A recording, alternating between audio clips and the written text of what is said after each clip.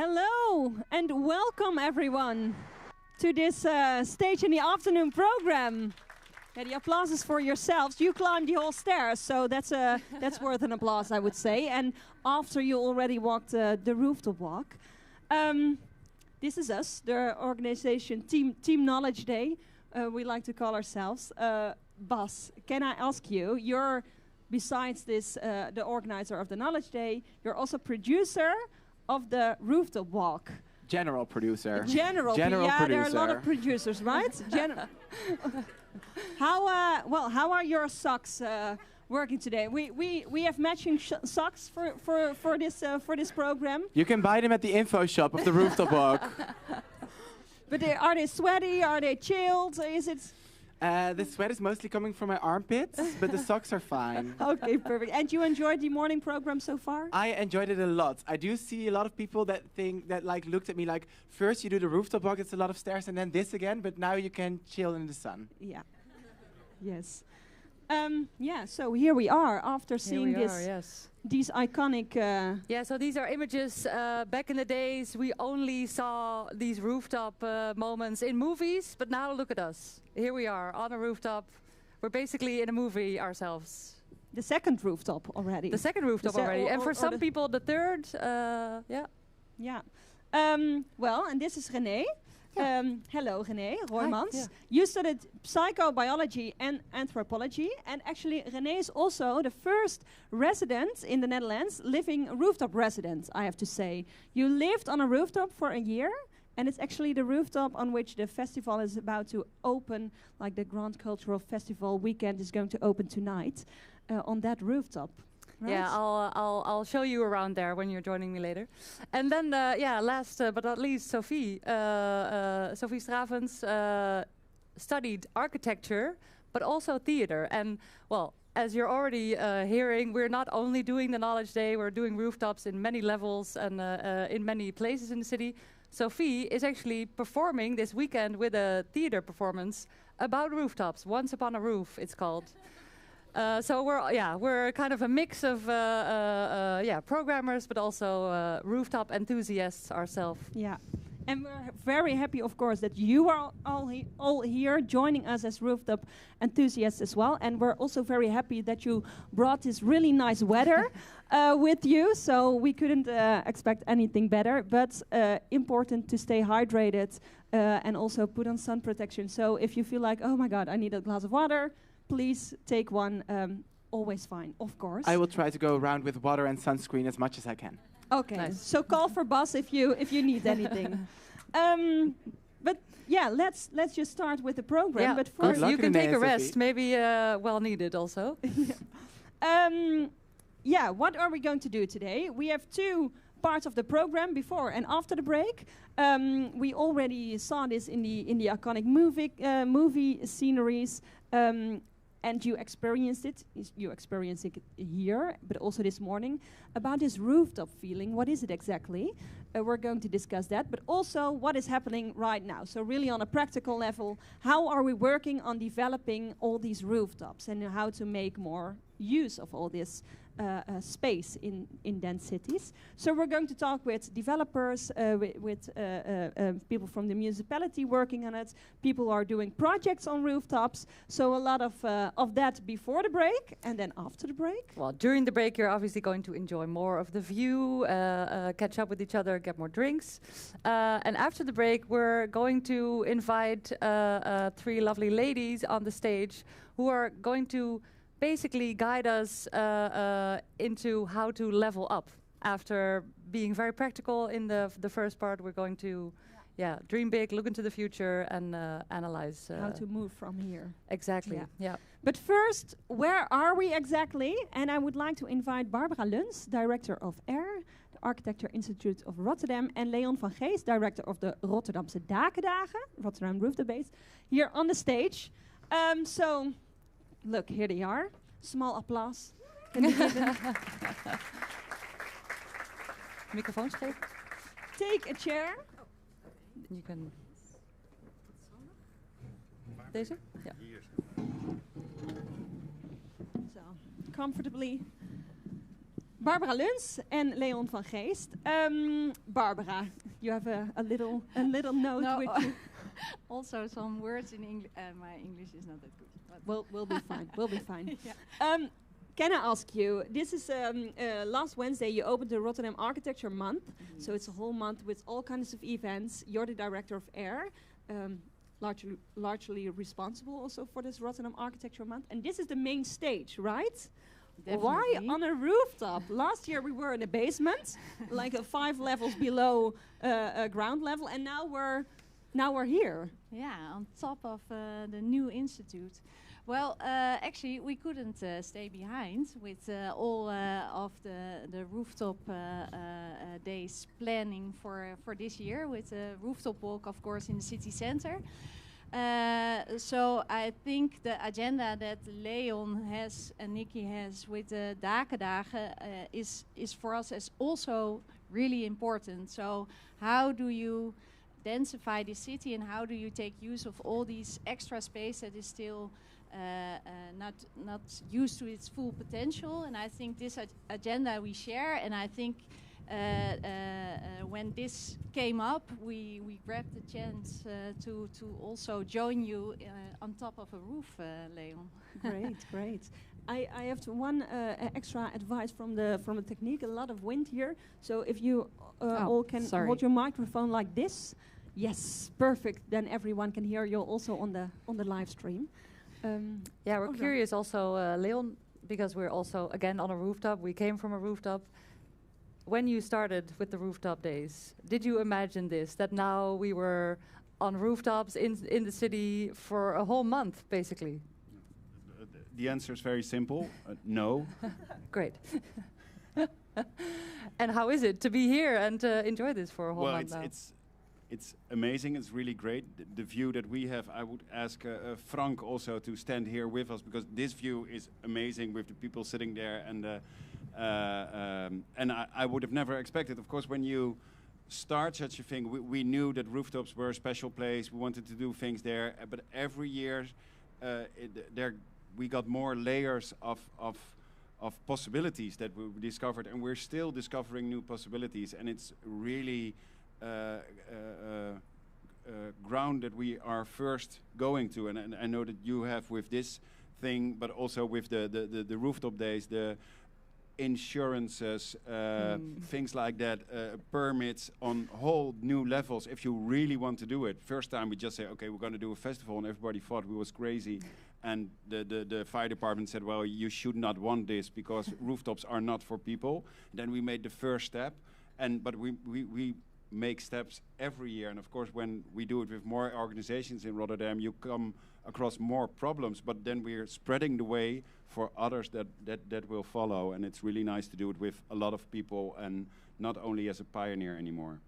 Well, we will talk about the how festivals and things like this are necessary for the developments of rooftops in general later on in the program as well. And I'm curious because most of you maybe know through the invite and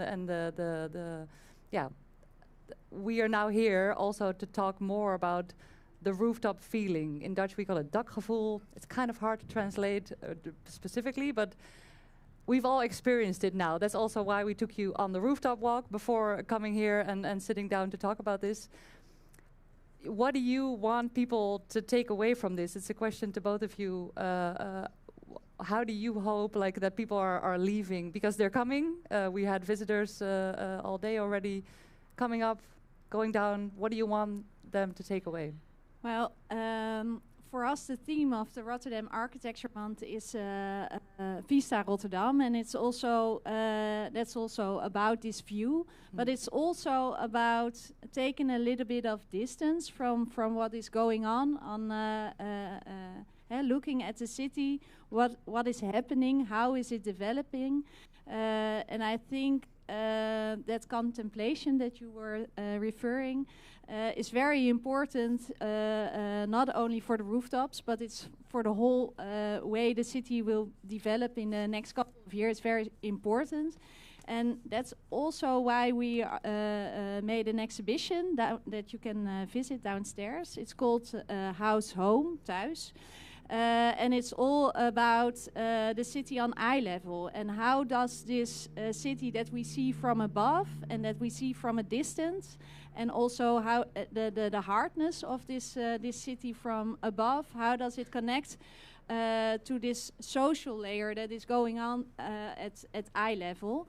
And I think those two worlds, to connect them and to stand on a rooftop and look downstairs, but also sometimes look up and what is going on, I think that's very important. Thanks. Yeah. For me, well, of course, the feeling of being on a rooftop is one of exaltation. Oh, wow, I'm on a rooftop. But what I would like most, and I like most, if it becomes normal, and that's what we see on the rooftop walk.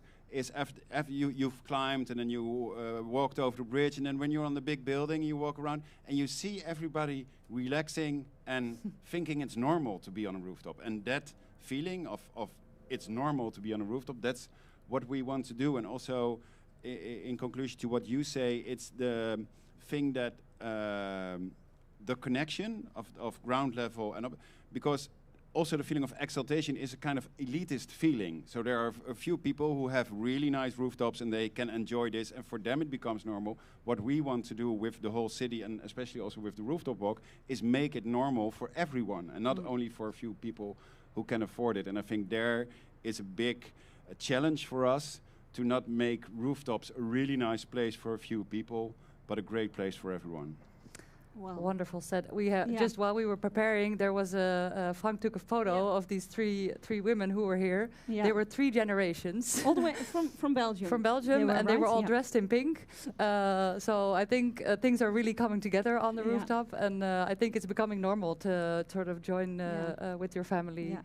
Yeah. Well done also for having these 2 amazingly colorful places in the city now. I think people are really enjoying it. Yeah. Thank you, and good luck for the rest of the month, and enjoy the program, of course.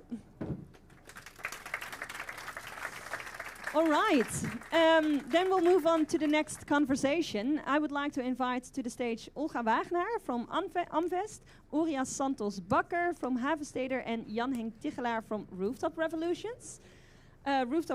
I have to say. Take a seat and grab your microphone. And then I will give a short introduction of what we're going to talk about.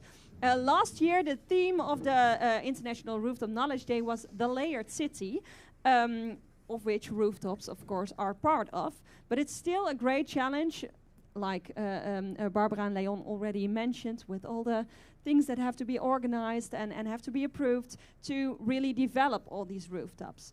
But more and more people are working on this, and we're going to talk with the 3 of you. How can we integrate rooftop use in the development of a building and the care for vibrant neighborhoods? So happy to have you here. Thank you for being here. Yeah, welcome. And I'm curious, and this is also a nice way to introduce ourselves. Is like, how do you, in your practice, integrate this rooftop feeling? We've already, emphasized it a bit. How important that is to also use that in rooftop development. Maybe Olga, can I ask you first? How would you introduce yourself from your position and how you're using that rooftop quality? Okay. Well, thank you for the invitation to be here today. So my name is Olga, and I'm a property developer at Amvest, and we are an investor and property developer of homes and also residential areas, neighborhoods here in the Netherlands. And for us it's very important not only to, of course, use sustainable materials to make nice houses and to make sure we have a very low environmental footprint when we build new houses, but also look outside what is happening. And what you see at the moment is, of course, that we really take in consideration everything that's on the ground level, to make sure that's a nice public space and that's a really nice place where people want to live and work, not only on the short run but on the long run. And more we do also look at the roofs and the possibilities that roofs can have for us as public space. But it is a lot of pilots we are doing, even though we are doing a lot more. And well, just to look here around you, but I think we started over there with the Koopvaart already in 2015, I understood from my colleagues. And also one of the very old buildings near the Lijnbaan we already did many years ago. And actually with all the buildings that we are doing at the moment in the city, you see that there's always a green, nice area, a terrace, or water retention place for the new buildings. Yeah. Uriel, can I ask you, how do you work on this? And is it easy? Is it an easy thing to do? Yeah, okay. So hi, my name is Uriel Santos Bocker. I'm Director for Maintenance and Development in Rotterdam for Havensteder. We own 45,000 homes in this city, which is a huge part and which is also a huge responsibility. So we have a lot of roofs as well. But first and foremost, we are for affordable housing. And that's where some problems for us arise, is that we very much would like to contribute to the whole climate change situation, and we have also signed a declaration for that.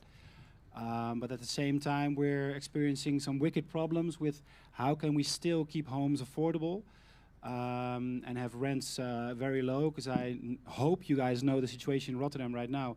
We have huge problems with availability for homes.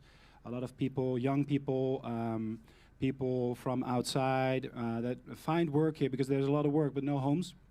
They need a place to stay. And we also say, you know, if we have to spend a lot of money on, for example, making green roofs or, how do you say that, contain water on roofs, or we have to choose between building more homes for people that need a place to stay, the choice for us is a bit easy in that sense. So this is, but at the same time, we want to really contribute to this, to these challenges. So and then I can also say how we do try to make first steps in our what we're doing in the next 5 years is for 10,000 homes, we're putting solar panels on all of our roofs. So we declare that 25% of our roofs have to be used for solar panels because the business case is a bit easier, and I think we're going to touch up on that later in this discussion. But the business case for that is a bit easier than for other uses. So, but I'm being inspired already today by the discussion that you had with Barbara and Léon on how we can have also alternative uses. You know, just giving back the public space on the roof to the residents, because a lot of our roofs right now are closed off. We could just open it up and give it back to the people. So, I hope to be inspired more today. Glad that's already happening. Yeah, and maybe a nice moving into your direction, Jan Henk, because we're talking about new buildings, existing buildings, and that's something you both look at basically with Rooftop Revolution. Yeah, so Jan Henk, director at Rooftop Revolution. Our mission is to inspire and activate roof owners to make optimal use of that space. There's lots of space, as you can also see, in a city that is in the forefront of using rooftop spaces. Rotterdam is definitely at the forefront. But there's a lot more possible. And we try to make visible all the possibilities on those roofs and help roof owners to go through those steps to actually make it happen. Yeah, and maybe to touch on the rooftop feeling, this is an issue that René and me were discussing past summer on a roof. For me, it's also somewhat of an overview effect. This is the effect that astronauts experience when they go into the sky and they see this small, vulnerable Earth, and they just love it and want to take care of it. I feel a little bit that when I'm on a rooftop and I look over the city, and I know about all the problems and challenges that we face, and I see all the possibilities on those rooftops. I just want to make them useful in that sense. Yeah. Do you think Léon already said he wants that it will become normal? You are in touch with a lot of people also who want to develop. Do you think it's already a bit normal, or? It's not yet normal. No, we're not there yet. Definitely not. And of course, there's different levels of how people perceive their roofs, and we're really making steps over the past 5 to 10 years, a lot of steps, also in combining functions on roofs, and there's more and more good examples, but it's not normal yet, and that's why the rooftop walk is such a great thing. 100,000 people, I heard Léon say, that are actually in touch with the rooftop feeling. That's how we make it normal. Yeah. I think you can actually see the roofs as the ugly duckling, because we don't really value it so much, because we don't see it on general when we're on, the city at eye level. And when you ask a child to draw a house, they always make this perfect little house with a beautiful red roof. Yeah. And when you live in the city, there are no houses like that, but we have wonderful roofs, so there's so much opportunity. Yet there's also a lot of competition on the roof, because with the energy crisis, and that you see that actually roofs are, first of all, people think we have to use them for the solar panels. This is also the first priority we have when we build new apartments, because you need to, organize your energy for the building, and that has to be often with the solar panels. Yeah. And we don't combine it often enough yet also with water retention functions, because we still find that very scary. How do you make and we're going to talk about that also after the break, but how do you see, how do you work on a proper business case to also, like you said already, Uriel, do other things with these rooftops, make it social space? You are working also on a project in Delft now. Yes, do you have my nice panels? Shall I play the lovely assistant? You're going to be the host. Well, the business case, I think, Urias, it counts for both our companies. It is difficult, and we need to find new ways to look at the business case, because when you just look at it from a financial perspective, it often doesn't work very right. Shall I give a little explanation on what we're doing on this project? It's good that we're here together. Just to give a little idea of this project I'm working on currently. Okay. And I have to say that the architect I work with here is May, and we also work together with Zus, landscape architects, both Rotterdam parties. So we are doing a project in Delft, but we are completely inspired, of course, by what we're doing here in Rotterdam. And with this project, where we are making a really densely new neighborhood on an old factory area, we with the team were really thinking, how are we going to make also good public space for the people who are going to live there and work there? And then when we were making the program and also doing all the water calculations that you have to do nowadays, we really thought, okay, we need to start looking differently at our rooftops. So on this program, we are actually on the old factory level, which is about 12, 15 meters high. So not as high as this is. We are actually going to introduce a new ground level. So we're actually going to make use of the old factory level. And then above that, of course, new apartment buildings will arise. And then on the top of those apartment blocks, you'll get all the sunroofs to make sure that we've got enough energy in the place. But by looking at it differently on this new ground level we are organizing, we're actually able to make 20,000 square meters. That's huge, yes. And we are still working on the business case, I will be honest about it. But working with the team on thinking about a new way of making residential areas in city centers is interesting for thinking, exactly. Yeah. We can have a look at it. You can look at those break, later, right? yes. Yeah, just to add to that, look, half of the homes in Rotterdam are social houses. So what we experience is, just like Olga said, with the new legislation on energy rules, the roofs already have to be layered with solar panels, just to get to the norms that the government puts on us. So if you then have to combine other goals like water retention, or look, we're experiencing from our citizens a lot of heat stress as well. So we have to also look out, what are we doing on these roofs to not exacerbate the situation on the houses just below the roofs, So when we have to combine all these goals, and like I said, we have to keep these rents low as well, we're put, in front of some wicked problems. So I would really like to advocate, I think, like the discussion on circular use of materials, the minister for, the previous minister for environmental issues, and now Rob Jette should, more, how do you say that, with more speed,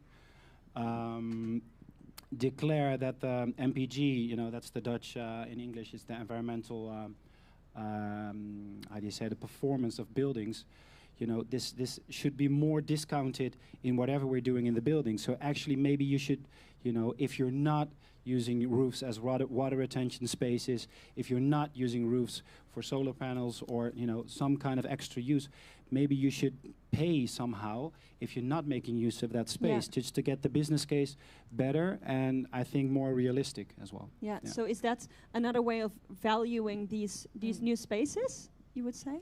That's exactly what we need to, if we want to be serious about, because look, if I look around here, we're all very pro-roofing, you know, pro-roofs, and we're all, this is a friendly space. Everybody wants, you know, multiple use of roofs, but it's actually about the people that are not here today.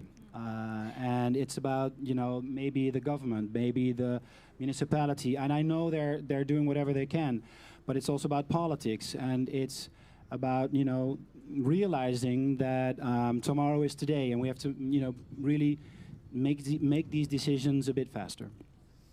I think what is really interesting, we'll talk about this in the second part of the afternoon as well, but what exactly, because I think for all of you, there's specific, what Sophie was already mentioning, like things that you would like to be able to value. For you, for example, the availability of actually houses for people, like that's a very basic need in the city. Nice public space for people to meet, also in new residential areas. And for you, Jan Henk, I think you're talking to a lot of people, but how, like, what is the most important thing that we need to start valuing differently? Because I think, looking into the future, and Jacinta will share about this more later, but it is about changing norms and values, and how are we going to do that? Yeah, so you're asking what is the one thing. Unfortunately, it's not that simple. Because we have three people here. So as a society, we're in the midst of a number of transitions that are going too slow. So first, of course, the energy transition. We need the solar panels. We need to go away from fossil fuels. We kind of all agree on that. But we're also facing climate change already. We need to adapt to a changing climate. And then we need more affordable housing. That's turning into a crisis. But we're also facing a huge crisis of biodiversity loss, which is even more important, maybe. And we need space, and we need solutions for all these problems. And we need to somehow create the circumstances as a society to be able to combine all these things together. And circularity has to be part of that as well, because we have a waste problem. So we really have to dive into that complexity and look for solutions that help each other instead of going for one solution on one topic and forgetting all the other topics. That's the big challenge, and it's not easy, but we have to go for it head on. And who is we? Is that everybody? You and everybody? Yeah, that's the funny thing, because everybody has a roof in their lives. I mean, there was a question asked: do you have a roof? That's a quote we're going to say. Not everybody has a roof. I don't even own a roof, and unfortunately, I have an historic building. I cannot do anything with my roof, but I have many roofs in my life, and I want to impact as many roofs as possible. And I think if we all kind of open up to that idea, we can have an impact altogether. I think part of the problem is also that in Holland, of course, we are so lucky. I mean, we always have water. And I don't mean the water which is literally falling from the sky on the rainy days, usually. But I mean that also tap water, it's so cheap if you compare that to very many other European countries. So we take water for granted. We take the water that actually comes freely out of the sky, we take it for granted to actually pick it up and do something else with it. But also we take for granted how it's always the government or the gemeente who has to solve the sewage problems, if you know what I mean. We all don't like paying OZB, but still, on the other hand, we all expect it to be normal and that we always have dry feet. Yeah. So we also have to start thinking, I think, about that differently. And what are we prepared to pay? Yeah. Did you want to contribute to that? Okay. You are already now mentioning the municipality. We also have a more on a upper local, what is it called, the province in the Netherlands. sorry? Yeah, but more on a regional level we could implement, but also on a national level or a European level, maybe even international, I don't know on what scale. Who should take a lead in this? Is it a municipality for you, or what do you need to actually convince all these people to do something with all these roofs everyone has? Well, that's not an easy question, but I think we all, like Henk-Jan said, Jan-Henk said, that we all should, take matter into our own hands. We all have roofs. Havensteder is first of all looking at their own. We're not going to wait for the municipality, or we're not going to wait. And I don't want to put them in the bad corner or whatever, but we have our own plans. So we're going to do this. We're going to put solar panels on 10,000 roofs, and we're also we're doing a research with the University of Eindhoven to see the positive impacts of water retention on roofs, what benefits it's going to have for the people below the roofs, what benefits it has for water retention. So we have our own thing. But at the same time, all these stakeholders, the municipality, the how do you say that? Het Rijk, what is that? The national government, thank you. The national government, the water authorities, private parties. We all have to think about how we're going to do this, and we have to maybe start by splitting the bill, because that's a discussion that I think is not being run up fairly. Because if you ask the municipality, do you want water retention on roofs? They're going to say sure, and then Are you going to pay for it? Yeah, so go ahead, but then and there's subsidies, etc. But it's not enough, So we have to seriously look at the environmental benefits and costs of water retention, of the problems that if you don't do that, value them better, and then first of all split the bill, but maybe think about how you can better the business case. Oh, I thought you wanted to ask. Because we're almost at the end of the conversation already. A lot of things you are doing already, and as you said, a lot of rooftop enthusiasts here gathered around. You're on this rooftop, but can you do maybe a call for action or something we all can do? Like, what can I do tomorrow, for example, to start with my own roof, or a call, well, you can make it up, but a call for action on what we can do tomorrow, like all of us. Who wants to start? Well, Jan-Henk. I would like to, of course, continue the conversation today, but also want to invite you for the Rooftop Symposium next week, Friday. So this is like the Rooftop Month in the Netherlands. So in Amsterdam, we're organizing Rooftop Symposium. Go there and join the conversation. But also, as I just said, be aware of the opportunities that you might have for influencing people, for showing the possibilities, and help them dream about the space that they might have above their heads. That's where it starts. People have to see it and understand what's possible, and from there we can take it forward. Thank you. Thank you. Yeah, I would like to say the same. Here we are all believers, but if all of us can today leave and find somebody who's a non-believer and show them something of today, then we can spread the word forward. That's very important. Yeah. And just to keep up the good work, Yeah, that definitely. Yeah. And also you in Delft, of course. Can I add one more question? What do you need, because you're still working on the business case, you said. What are the main things you are working on or are struggling with, or I don't know, can you add a bit about that maybe? What? We are now in the phase where it gets technical. So the concepts are there, the inspirations are there, so we know what we want to make, and even the financial side. I mean, we have the business case, and of course we can think about that, but it's now getting to work it out technically. On the construction level. On the construction level, whereby what you see is, of course, that a roof always belongs to the person who lives below it. Yes. But maybe we also should sometimes think differently about you can own a house, but actually your roof belongs to someone else. I don't know, I'm introducing something. Looking at a rooftop, you can be an owner of the roof, for example. Yeah. So maybe we need different owners for roofs than we do to the houses. But that's of course a very different judicial thing also Actually, to work if out. if I may, we touched upon that subject yesterday when we organized a brainstorm session about roofs.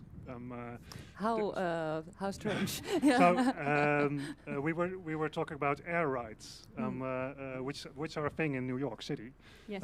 You could actually look at a three-dimensional planning. You can buy the air above a building. Yeah, for It's example, basically it's a bit more make complicated use of than that that. space, or maybe it belongs to the city. So now we're still used to two-dimensional spatial planning. Yeah. If we start to embrace three-dimensional spatial planning, the roof becomes a different kind of space, and that's maybe where we need to move on to really make this revolution happen. Yeah. Thank you. Well, just, I can't add much to that. Just, to the people that are here, I think you guys and a lot of other guys are in the forefront of innovating and thinking about how we can make these business cases better technical solutions that hopefully can, for parties like social housing corporations, like commercial property owners, make it easier to have multiple use for roofs. So just keep doing the good work, and like Jan Henk said, let's not underestimate the influence we all have in different organizations. So keep spreading the word. If you talk to someone from the national government, from the municipality, keep spreading the word that this is the future, and they have to better be a part of it. So Be the future, and better be part of it. I think that's a nice ending of this conversation. Thank you very much. Uriel Santos Bocker, Olga Wagenaar, Jan Henk Tichelaar. Mooi. Ja, we gaan de volgende mensen het podium oproepen. In English. In English, of course. Oh God, wow. My brain. Switch to Dutch. Now you know how that sounds. So for the next part, we're going to ask new people to enter the stage. So can I ask Laurens van der Wal, Sebastiaan van Kins, and Mirjam Slop forward? Yes. And in the meantime... Yeah. Well, so I'm curious, because we've already mentioned it in the previous talk. We are here all with rooftop believers. Apparently it's kind of a religion almost. We'll talk about who's leading this year later, but I'm curious, because who is here to basically become inspired for their own rooftop initiative? Raise your hands. Okay, a lot we of got people some in the people in the back. Okay, I'll go there. Yeah, okay, you go there, perfect. Yeah, you thought you were not going to speak anymore, but that's not the case. You are working on a rooftop project, right? You all are. Can you tell us a bit about that? What are you going to do? We are from Hamburg, and we are called Openstadt, and we want to do a rooftop festival in Hamburg. Oh, wow. Nice. Also a cultural festival. And I think Katrien is joining you as well, right? From Rotterdam. All right. I saw some hands there in the left still as well. Sophie, maybe you can... Who is working on a rooftop project as well? Everyone is shy. Yes.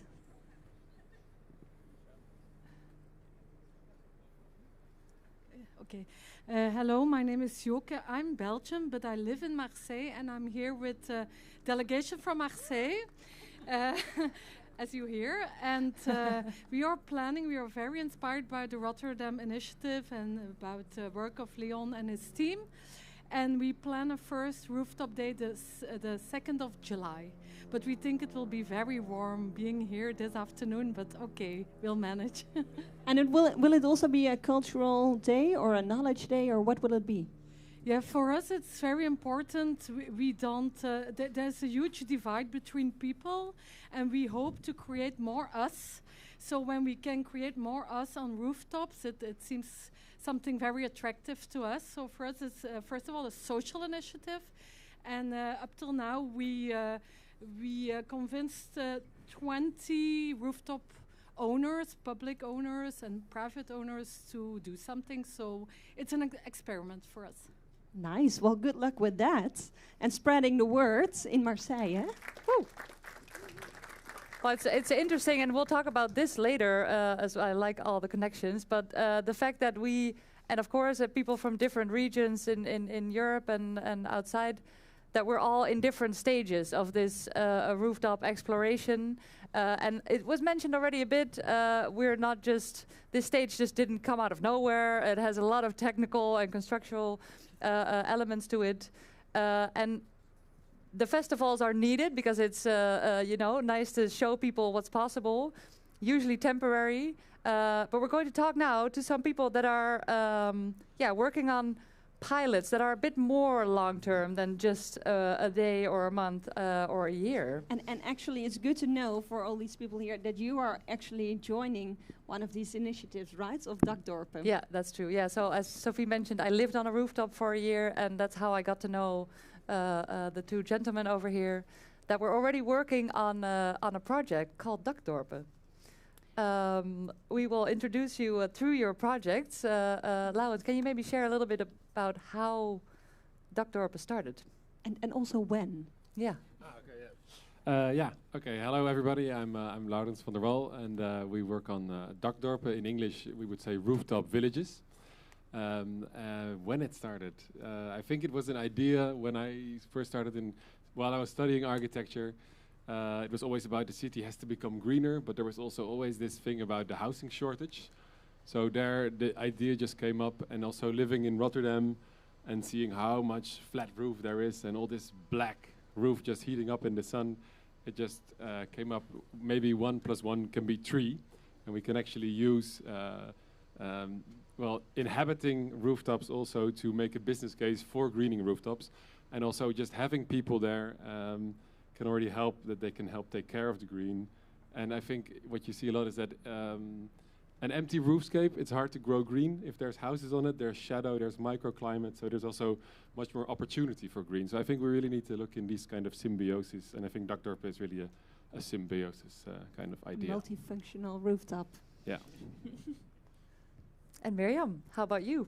Hi there, my name is Miriam, and I took the initiative to establish an urban rooftop farm in Tilburg. Tilburg is a city in the south of the Netherlands, in Brabant. And I started this because I grew up on an organic farm. When I started to live in Tilburg, I found that many people didn't grow up like that as I did. So I thought, okay, we need to get more nature, and the connection with our food needs to get back to the city. Many city farming initiatives are a bit geitenwolle sokken, as we say in Dutch, a bit dull, maybe. And to me, it was really to convince people just like me, the cool kids. No. We have a cool kid on the stage. I think on a rooftop, farming on a rooftop really makes it attractive again, and tells a story to people that we need to reach. So I started 2 years ago, and it's not there yet, but we have a roof. Wow, that's amazing news already. Yeah.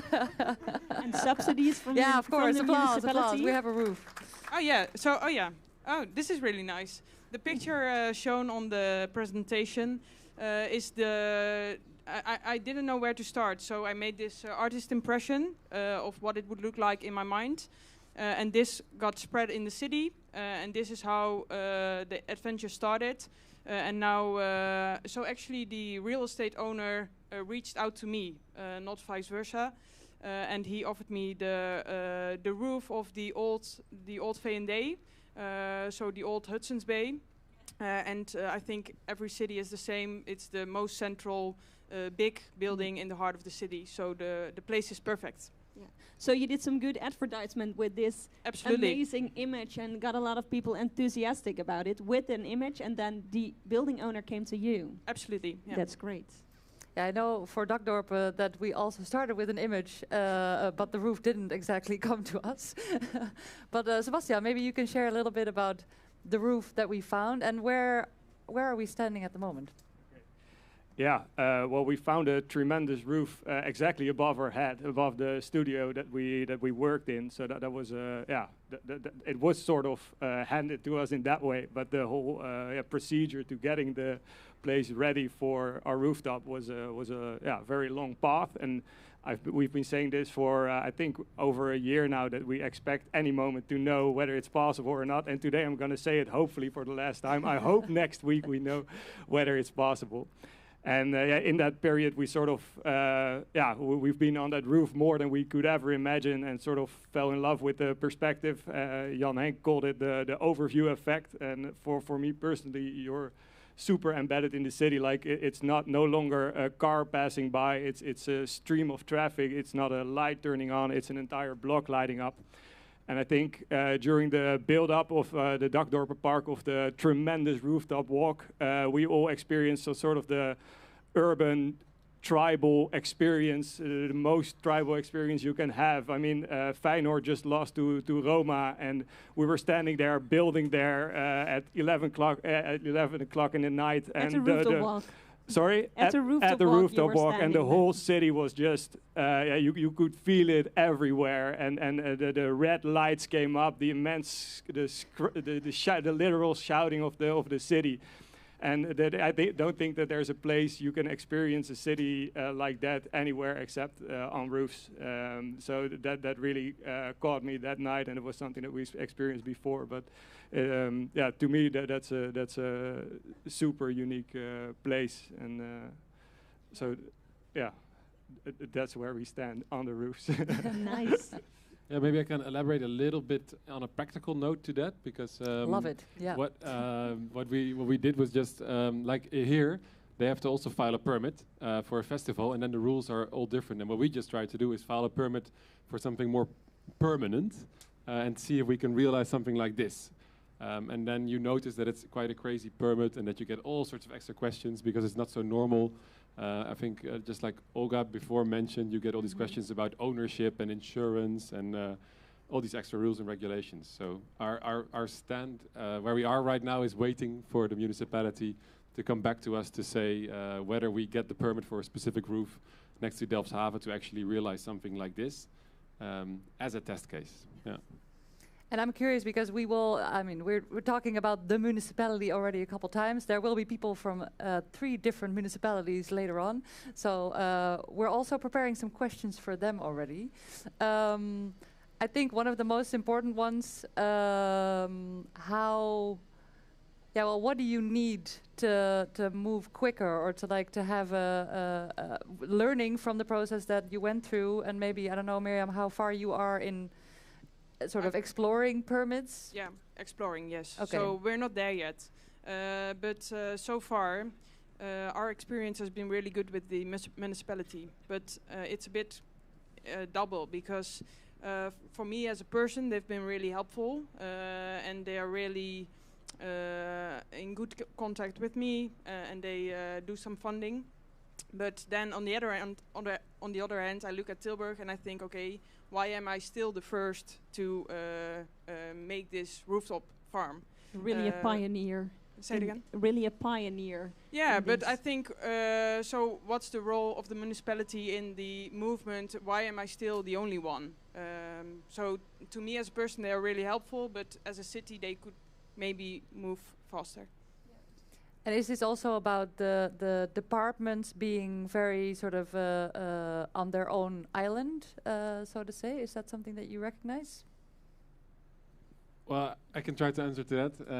I think you're talking also a little bit from your own experience here. Yeah, sure. In this somewhat leading question. But no, I think I would also give the municipality in general here a compliment, because they've been really supportive to us as well. And I think what we've been experiencing is that instead of just handing something in and getting a judgment, they are actively thinking along with us. And as an architect, that's quite unique, because oftentimes you hand something in, it's a black box, and you get more of an answer. So they're switching in their role, which I think needs to happen in other projects in urban situations more often. So that's a good thing.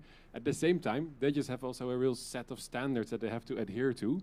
And that, in some cases, is also just a bit outdated. And maybe also some workflows and which departments indeed communicate easily and which don't, because you have to do with urban planning, but also people from an engineering aspect. And and they all have to adhere to the building codes or the bouwbesluit in the Netherlands. And I also think the bouwbesluit is in a lot of ways just very outdated. I think it's actually quite weird that it's still allowed to make black roofs, for example. Like, they should at least be white, but they should more often they should just be green. Like, we blunder with space a lot, I think, and it's still in our building codes that we can just do that. Which in nature, I think nature as an example is much more efficient in these kinds of things. And we've been living with this idea that we have plenty of space, but now we really start to see, especially in a country like the Netherlands, we don't have that luxury anymore with all these challenges that Jan Henk also described so nicely. So yeah, thanks. I have another one that I know from my own experience as well, and I think Bas also was mentioning he was not the only producer of the rooftop walk, because there was also a technical producer who was in charge of all the constructional elements. And I know that Sebastian has been having a lot of conversations with our constructor. I think what you're also saying, Laurens, and I guess Miriam, for you, I'm curious if you have the building plans of the building that you're going to be working on top of. Like constructors, we need them. Engineers, we need them. They might also need to be more brave, especially if they're kind of battling with this bouwbesluit standard now. What would you suggest? Like, we need more constructors. Do constructors need to be educated differently? Yeah, I think it's mainly now that we're in this sort of pioneering process, it's also a matter of creating a vocabulary to even talk about how we call it and what kind of norms we use and that sort of thing. So also with the fire legislation, I mean, we really had to find a way to a new name for it. Like, how do we call this? How do we judge this? And also for the engineer, that's the problem. I mean, he can calculate if it physically stays put, but what kind of norms do I apply? And it's just way easier to build something on solid ground because you know you'll be able to make it. You put a pole extra and you're there. But on an existing building, it's a totally different game. I mean, if you move it, if you move something that you put on top, it really affects the construction below in a way different way than it would on the normal ground. So it's already a way more complex design process anyway. So I think it's what you ask is, do they have to be sort of braver? I think it's this pioneering process is needed to create precedents and to create vocabulary to even talk about it. And I think within the municipality it was the same. Like there was a lot of feedback coming from advisors, like the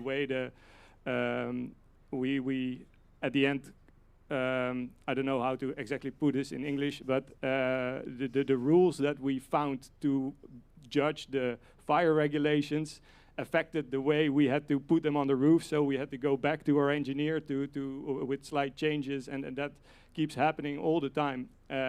So when we have all these forces clear and we have a way to talk about it, the whole process will go 10 times faster. And I'm sure if we do the next one, it will.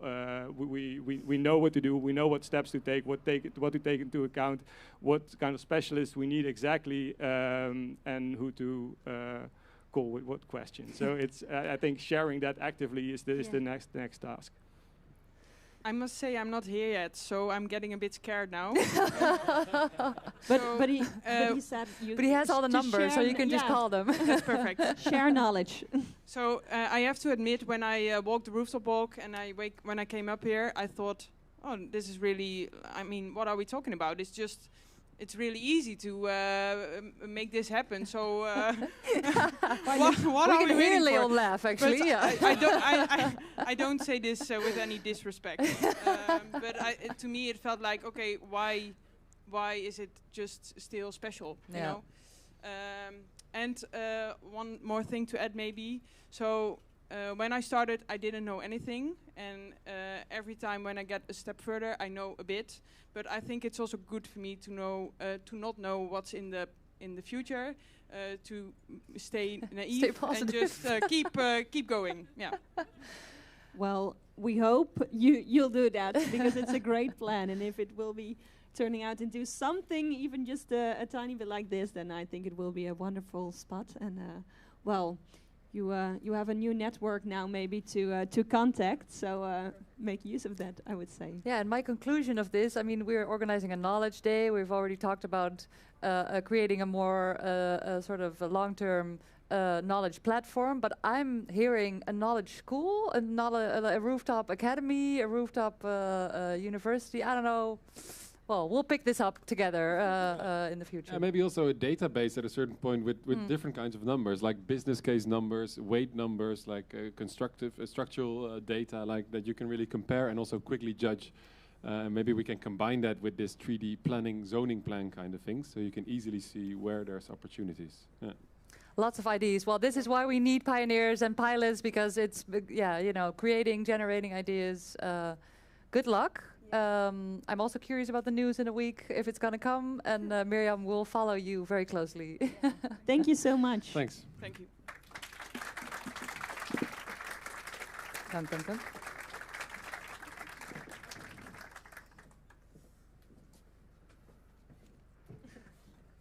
Let's put these up here so they won't fly away. Yes, so now we've got, of course, it's an International Knowledge Day, and we've had a lot of local guests now, but we are also crossing the borders, and especially for the next talk, we want to invite some of our European colleagues. And why am I saying European colleagues? There's a network formed recently, a year or two ago. It started, I think. It's a European creative rooftop network. And who, I want to see some hands. Like, who is here from the network? Oh, okay, yeah. Look at that. Where are you from? We are from Gothenburg, Sweden. Sweden. Amsterdam. We all know this place. Yeah, in the back there. Antwerp, yeah. Okay. Who else? People from Faro, Portugal. Faro, yes. Well, Bruno, you can actually join us on the stage here. And we also have Helene from Antwerp as well.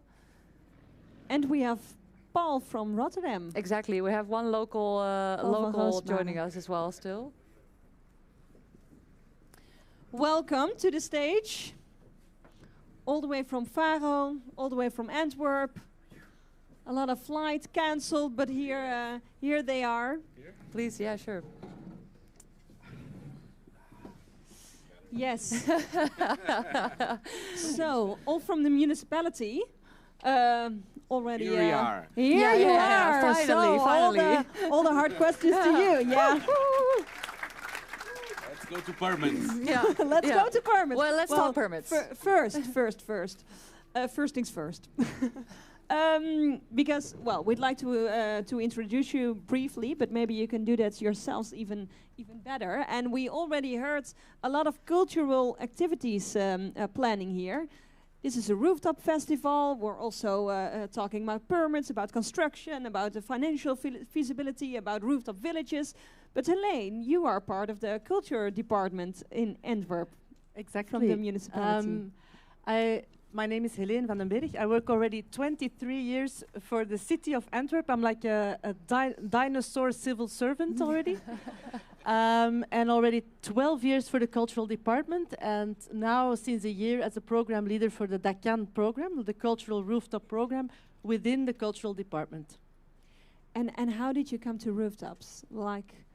And then from the cultural department? Actually, my colleagues from the environmental department, the Ecohuis, they were very much inspired by the Rotterdamse Dakendagen, and in 2018 they asked me to organize a first rooftop festival together in Antwerp.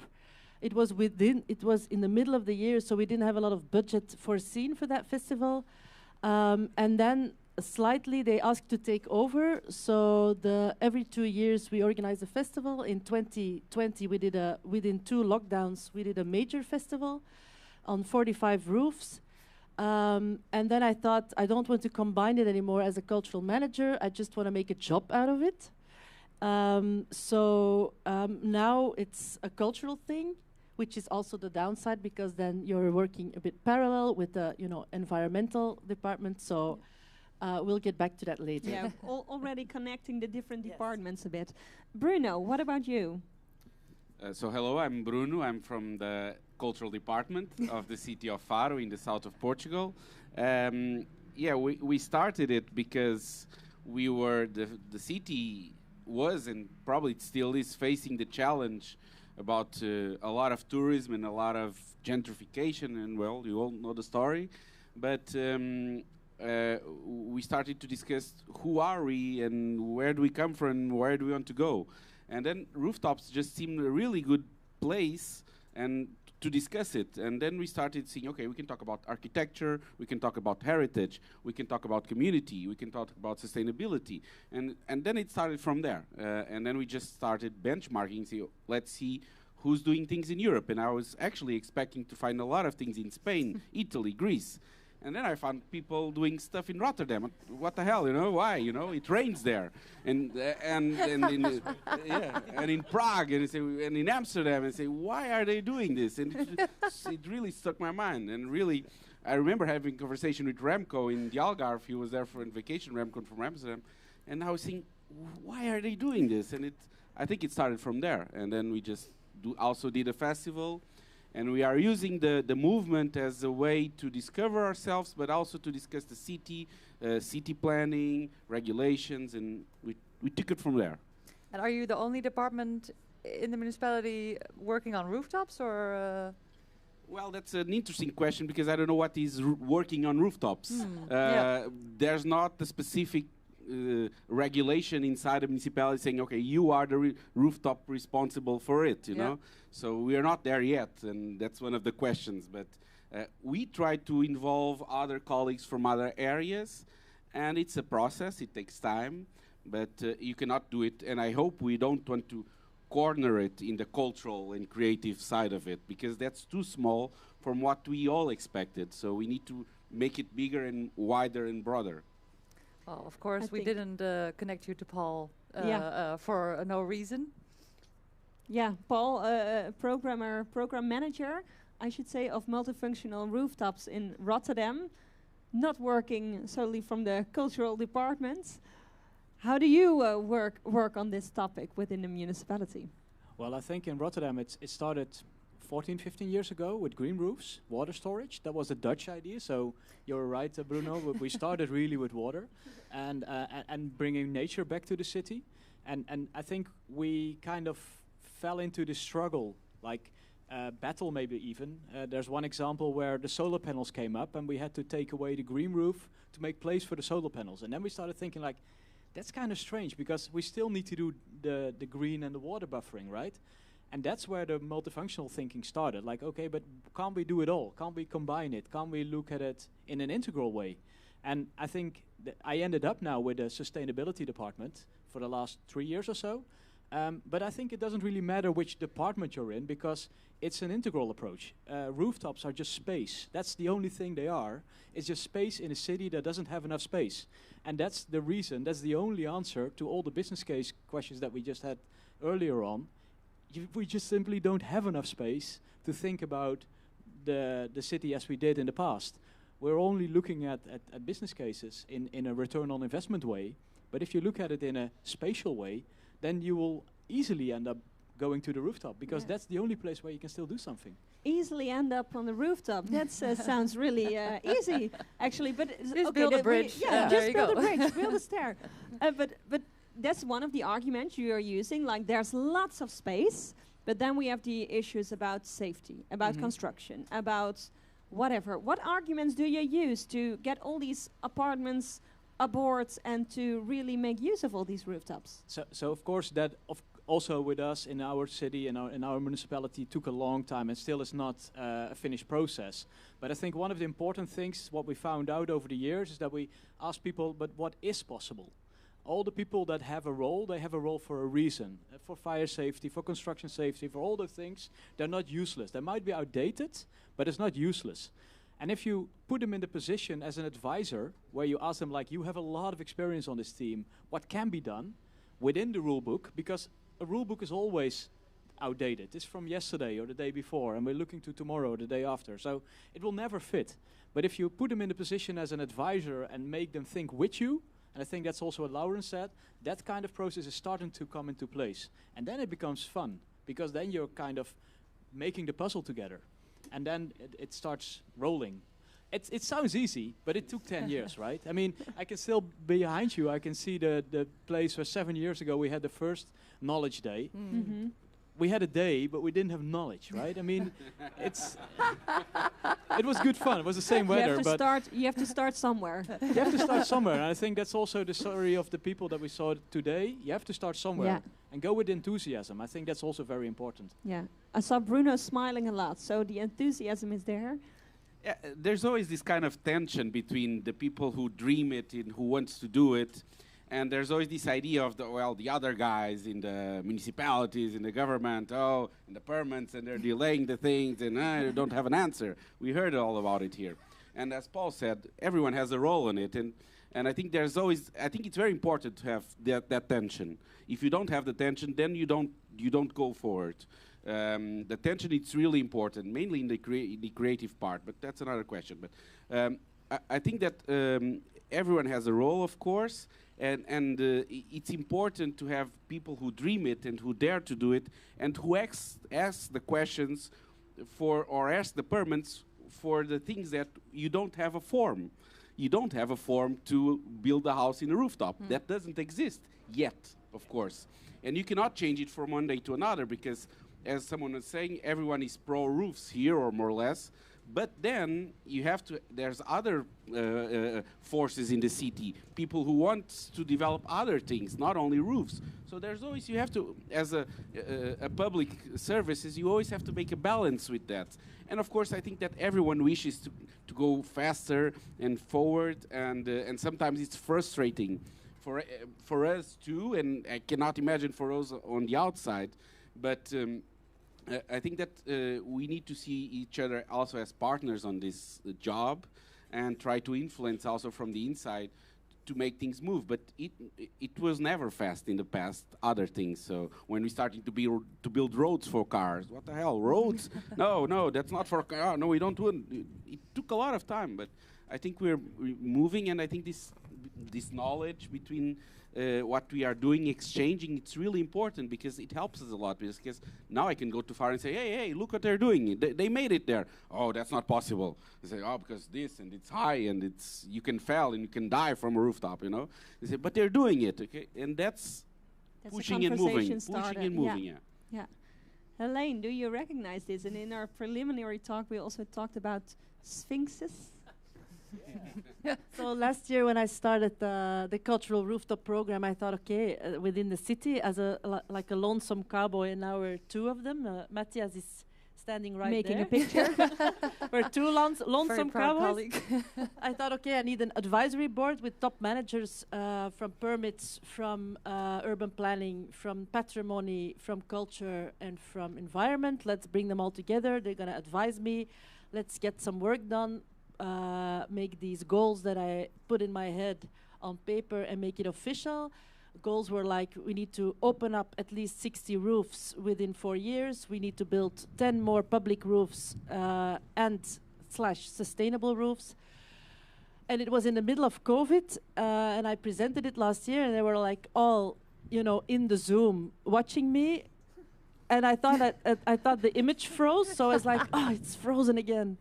I'm not good on digital stuff, but they were actually it was their way of being affirmative, but it made me realize it's not because they're in an advisory board that they're affirmative, that they're actually going to get this job done. And I felt very disappointed afterwards. So the whole strategy is now to go down to the lower level, and I together with the Department of Environment, with the maintenance of city buildings, with some experts, with some architects, we're actually now writing a visionary document on what do we actually want to achieve with our own city property. Nobody knows how much buildings the city of Antwerp has, but I heard numbers like 1,000 buildings. I know there's like 350 school buildings owned by the city, if you count all the other stuff. So what we're doing now is getting ready for the next legislation in order to hope to get some budget and to get political approval. But we're now in a back room writing what we think is important on what do we see as a sustainable climate-proof roof, what do we see on quality of life and how to get people on it, and not just people on it, but then people enjoying a roof with green, with water, with anything, making it as ambitious as we can. And it's a difficult decision because the people from environment says, no, a grey roof is not ambitious. And I say, well, it can, look at today, it's a pink roof, but it's still an ambitious roof, I think. It's not because it doesn't have a tree on it that it's not worth. So it's an interesting discussion, and finally we're getting somewhere. At least we're discussing it with experts, and then they're all going to work their way up to the top management again and do the lobbying within their own department. And that's maybe it's a sad conclusion in a post-COVID city. We're all going back on a vertical level, doing the work within our own departments. The collaboration is a bit lost along the Zooms and the Teams that we all had for 2 years. So hopefully this is the way up, and then they can collaborate and get ready for the next legislation and get some budget done. That's the idea. So moving from bottom to top, and have a bit of patience as well. Paul, how are you working on a transition? Well, that's what you're actually talking about, right? This is what there's. I just started a masterclass on transition governance or transition management, and it's here at the university, and there were 2 lessons. The first lesson was that transition takes 20 to 50 years, so that was very disappointing for me. And the second lesson is that you cannot manage it. You can maybe push it a little bit. And then the good thing was that you can actually have a lot of influence as an individual, because the things that you're talking about, the fixes and the stuck systems and the regimes and everything that is there already, that's in the top, left of this X curve. It's things that need to break down, that should go, and they will go, but it always takes too long. And what is far more interesting to focus on is the bottom left, where you have things that should build up, and that's what we are doing. That's where this rooftop people come in, or the academy I heard, or stuff where you can have enthusiasm in a small scale and work on something that is new and innovative and has a potential for the future, but it's not yet the regime, not the standard. Yeah. And the idea is that you work up to that, to the top right? That things that now are still very weird and special become standard and normal. And then it becomes much more fun, because in this small group you can really get something done.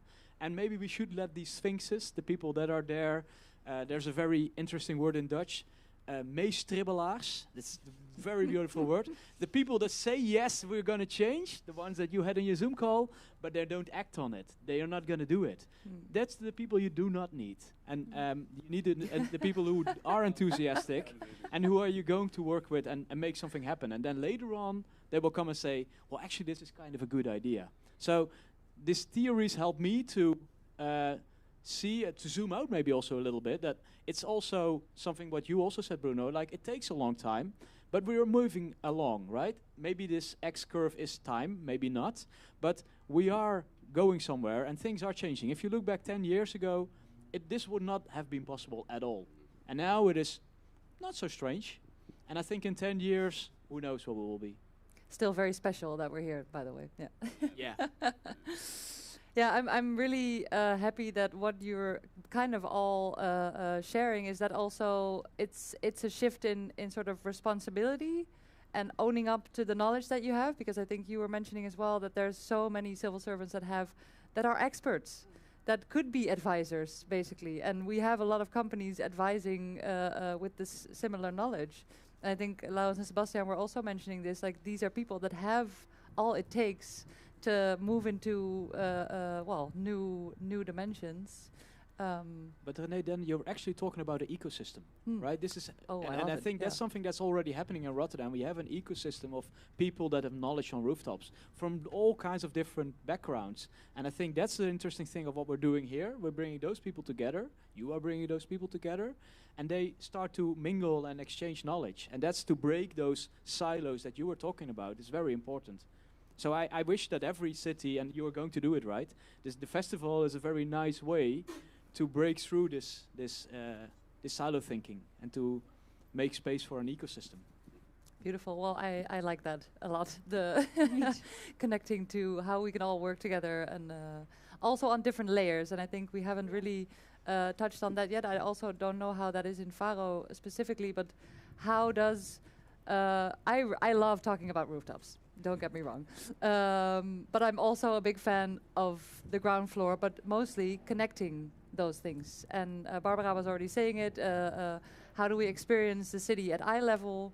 How we experience it from the rooftops? How are we going to connect those things? And how can the rooftop maybe be sort of a way to talk about space? Because I think this is what you're mentioning as well, is that we lack space in the middle of cities. But how can the conversation we're having about rooftops, basically the revolutions that you're running within the municipalities, how can they also impact the rest of the city? Well, that's a really wider question. And we also say that we need to look at it. There's different. There are different sizes of cities. So when we talk about there's no space in the cities, we're looking at the city around us. Then you have smaller cities, medium cities. So there's different perspectives also, and I think that's also very interesting. But I think that I think the ownership of the movement is also very important in a way. For example, I remember the first time we talked about doing a festival in Faro. I texted my vice mayor, who's there in the bottom, and I tell him, listen, I think we should do a rooftop festival. And he answered me something like that, I don't know what it is, but it seems cool. So sometimes being silent, it's good enough, you know, because but let them do it, let them try, and having a lot of fathers and mothers for an idea, it's a good idea. Matthias always says that, he's here with us, and he's always said that we need to have a lot of fathers and mothers for the same idea. So it's important to have the pioneers, it's important to have the dreamers, but then we also need the guy in the fire department. So he also needs to be a father of the idea and pushing, and he needs to come into this floor with his fire department jacket and saying, yeah, we can do this, you know? So sharing that a responsibility also with people in gray suits is also it's also important somehow. I lost your question. That's okay. Probably, I think you gave a beautiful answer. It's a good answer, wow, though. Applause. We need more fathers and mothers yeah, for the I think rooftops. that's. Maybe that's also a nice call to action as a last statement for this conversation. Maybe to have a lot of fathers and mothers for this rooftop ideas. And networks. We need networks around Europe. Because we didn't. Well, we actually discussed that in the beginning, right? That we really are inspiring and learning from each other, not only on a national level. There's something in my throat. Yeah, sorry. I can take over. We're learning from each other on a national level, but also regional, and obviously also international. That's, I think, kind of what she was. That's exactly what I was about to say. We did not prepare this at all. Yeah, thank you so much for being here. Also inspiring, I hope, a lot of... I heard there is somebody from Brussels here that's hoping to implement more rooftop strategies. Yeah, waving in the back. Very good. So I think it is all about sharing this, and I'm very happy on the one hand that we're seeing sort of a rise of cultural a cultural push to use rooftops, because I do think like these kind of activations help a lot for a lot of people to then go home and find the fathers and the mothers of these ideas, because you need to have the idea first to be able to share it with other people. And I wish you good luck with the X-curve and the Sphinxes. Thank you so much. Thank you for having us. Bruno Icasio, Paul van Roosmalen en Helene van den Berg. Yep. And then we're going to the last item before the break, right? Yes, exactly. And it's, last year we had who visited the Dakakker today? Okay, some people, yeah. Somebody, do you want to run up to somebody from the Dakakker? Yeah, where are they? From the Dakakker? Somebody who visited the Dakakker workshop here. Okay, perfect. Matthias. From Antwerp. Okay, we're gonna ask you a small question. Small question, René. Yeah. Ask So your question. I'm curious. What did you take away from there? From the Dakakker, well, firstly, it's a really nice place to be. Like, if you have the talk about the rooftop feeling, that's really like this little paradise in the city of Rotterdam. So that's really special. And also, yeah, like they told also the two guides like how it started up. It's like also just an idea, and they realized it in 2 or 3 weeks, something really crazy, because it had to be done in like a couple of weeks, and it was done. So sometimes action can really go really fast also. So that's the thing I remember about the visit. Yeah. Nice. Well, you may or may not know this, but every year on the Knowledge Day, we also bring out a Rooftop Hero Award. I guess you're all very curious if you're going to win it. You came here, of course, for this nomination. But Wouter and Emiel were our Rooftop Heroes last year when we had our Rooftop Farmers meetup as well. So I'm glad people were able to visit them today. And we actually want to ask Léon to step forward to announce the new Rooftop Hero. Exactly. Shall I give you this microphone? Yes, you may. Welcome, everybody. This is really nice. People going into the shed. I want to apologize at first, because we here, like Bruno said, we worry about rain. Are we going to sit on top of a rooftop during a knowledge day? What about rain? And I always say, during a knowledge day, it never rains. And it never did rain, really. So we always could do it in a... And someone was referring to the first knowledge day. That was the only time we did not have a rooftop hero, because we did not think of it yet. But to give a bit... The only thing I remember is that where we were with 20 guys, it was way hotter than it was now. And there was a guy throwing a bucket of water over his head to prove the point of what we should do with water. I see some people nodding, maybe they were there. The other thing I want to refer to is the fire department. Yesterday, I told you in the beginning that the fire department told us, you should not do this. This is not for people. And nowadays, when we come to the fire department, they say, okay, what kind of crazy shit did you thought up this year? And yesterday I was with some people, with Katrien, up on that big tower you see there in the middle. It's the old Shell building, the gray brutalist building. And we thought up that as a space for Sophie to do her theater piece. And of course, I never thought we could make it, but they were actually with us, and we have thought up a thing, and they fought with us. They said, no, but it would be way better if you do it like this or like that. And they were actually working with us with their fire department jackets, and they were now advocates for what we are doing. But that took 8 years of working with them, building trust and everything. But then over to the real thing, which are my glasses. Putting on the glasses. The real thing is here. It's so small, but it's the Rooftop Hero Award. There are 2 people in the audience who have it. I saw Emiel earlier on, and I see Bruno sitting somewhere. Do you have it with you? Look, he has it with him. Wow. Then the speech. Because what is a rooftop hero? The thing I hold in my hand, it says Dakheld, which means rooftop hero. Well, at this annual Knowledge Day, like I said, for the last 7 years, we celebrate a hero. And we do not celebrate a great rooftop, which we also could have done, but they do that in Amsterdam. They choose a really great rooftop. We celebrate a great effort made by a great person, and it's always personal.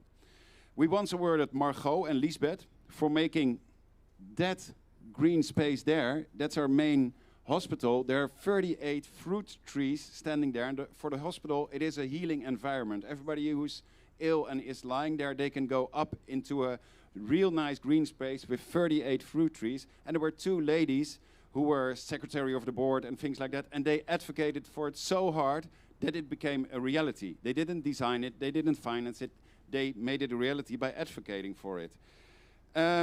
We also celebrated once Annemarie and Carleen because they did what I find, and maybe others of you, very boring labor. They lobbied for rooftops, they lobbied for new legislation, they wrote, they made networks, they made all the things with paper which needs to be done. And so we rewarded them. And of course, we did reward Bruno for getting the idea of, no, we need networks within Europe. And look, we are now here with people from Faro, Göteborg, from Hamburg, from Belfast, from Nicosia, Antwerp, and of course all the way from Amsterdam. And last year we had Wouter and Emil, and it was a kind of a lifetime achievement award, not because only they made that amazing Dakakker, but they relentlessly promoted rooftops. We think we have a lot of attention now. They have attention for almost 10 years, giving interviews every day, putting it on Twitter and saying rooftops are so important. So that's what we did last year. So we celebrate an effort, a spirit, a rooftop spirit. And so we will do today. Is everybody excited yet? Or they have that spirit, yeah?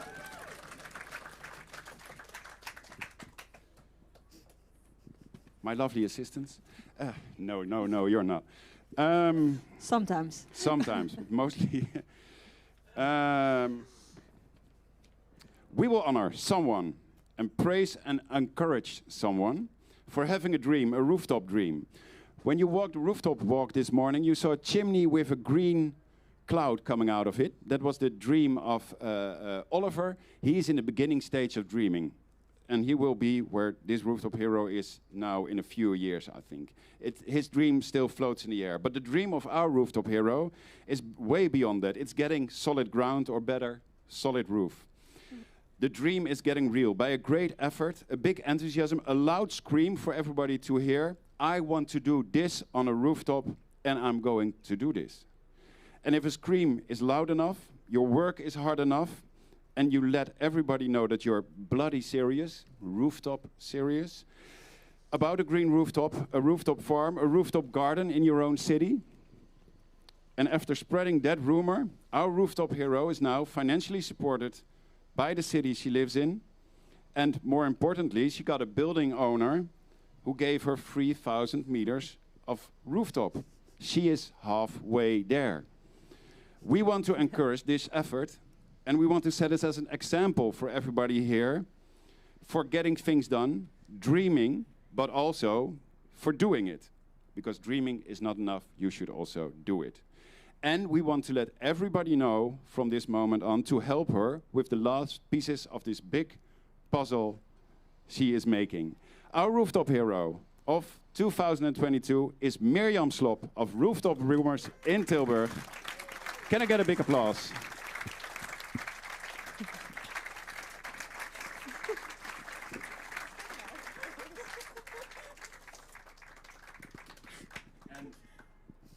This is, you have to do this yourself. It's a little magnet, so it won't ruin your dress.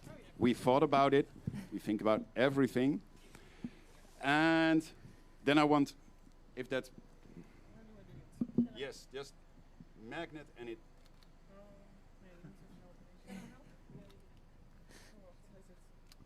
It's on. It's on. You Yes. come and stand here in front of this audience, and we have this chair. One step down.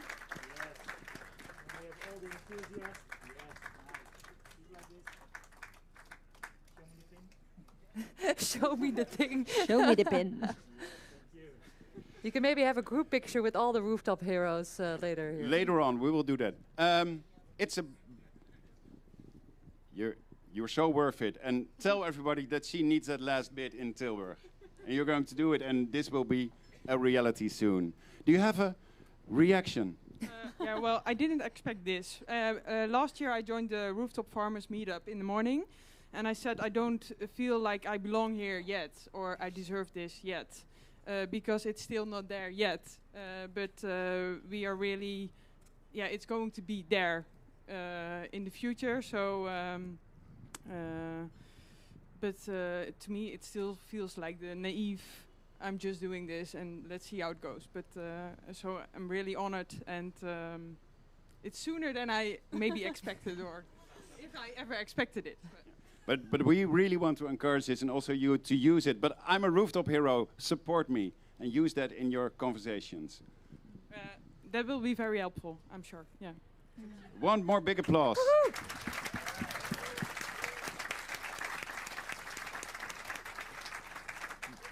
Then there's one more announcement. Me and Nikki are now going to leave. That's not because the rest of the program is not that interesting. That's because we have invited all our friends from Rotterdam to join us on the rooftop walk in an hour. And after that, with all our friends from Rotterdam and hopefully with you, we will start our festival weekend opening with drinks and live music and a really great rooftop. In now 10 minutes walk from here, everybody will tell you where it is. So please text your mother, your partner, that you're not going to eat home tonight and you're going to a party, and they're also invited. You can take them with you. So I'm hopefully seeing you in about 2 hours. But first, you'll have a break. Try to find some shadow and have some water. Yeah. Thank you very much. And we'll be back at 3:30, so 20 minutes more or less, and then we'll start with the second part of the program with a wonderful panel. So really looking forward to that. But first, take a glass of water, take some shade, maybe go to the toilet. And then, the toilets, very important. You can queue up over there, and then we'll take you indoors to the toilets on the 5th floor. So thank you, and see you back in 20 minutes.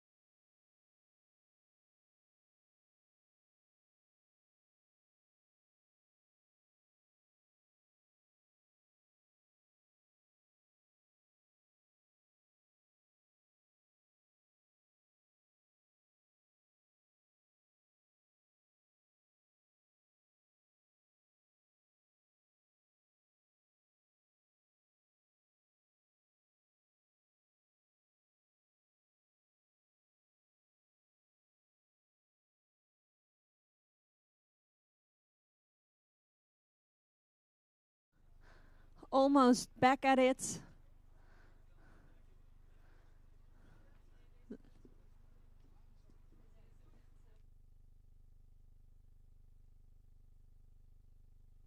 Some people found a new spot in the shade. It's totally cool as well. And if you can handle it, then you can sit here. I think some more water will be around. I hope you had a refreshing break, and now ready for the second part of the program.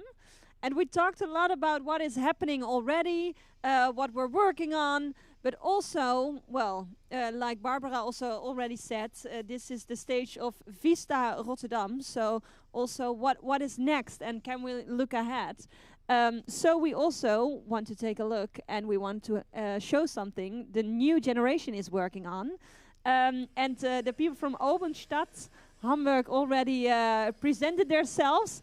And we also have some lovely students here in the audience from the University of Hamburg, actually, working, or they have worked on a rooftop project. And I hope the construction workers will work with us, because we're going to show a very, very nice video of a project they worked on. So that's what we're going to start with. Hit it with the video.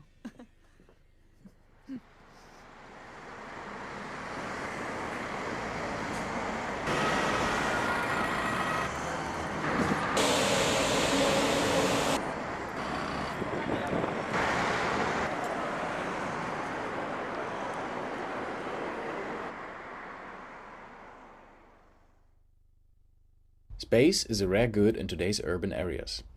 Commercialization and optimization is turning our cities into machineries the individual being barely has a place in. In Hamburg, there are 7,000 hectares of roof surface. And we don't need any more rooftop bars or infinity pools, we need retreats, without highly defined and profitable using programs. We plan to open up the sealed surface and accept the nature society desperately craves. To spread awareness of this spatial waste, a representative project is necessary. And what could be more suitable for this task in Western society than a church?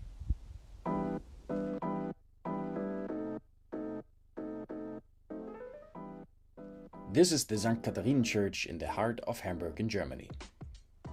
With a history of over 700 years, St. Katharinen is ready for its next mission, opening a climate-friendly space and inviting the community to enjoy it. This is the situation we are dealing with. And this is what our vision looks like. A universal space with a lot of green and a unique atmosphere. With our design, we activate both of the roofs. The sloped roof of the main church and the flat roof of the adjacent parish community building. To further implement the climate-friendly thought, solar panels are installed on the pitched roof of the main church. They cover not only the power demand of the church, but also the demand of the surrounding households. The flat roof is opened up to transform into a flourishing retreat, but the accessibility has to be guaranteed. And to implement this, public stairs are necessary. In our design, the stairs coil around the existing trees standing in the middle of the churchyard. Additionally, we designed elements of curved steel beams, which resemble the church windows in the historical facade and are put in front the community building. This modern retracing of the structure can be understood in a symbolical way. The old and the new structure are connected with metal meshes. Those get covered in vines and will grow into a protecting green canvas. The result is a growing and welcoming retreat, where people come together and experience the extraordinary atmosphere nature is capable of.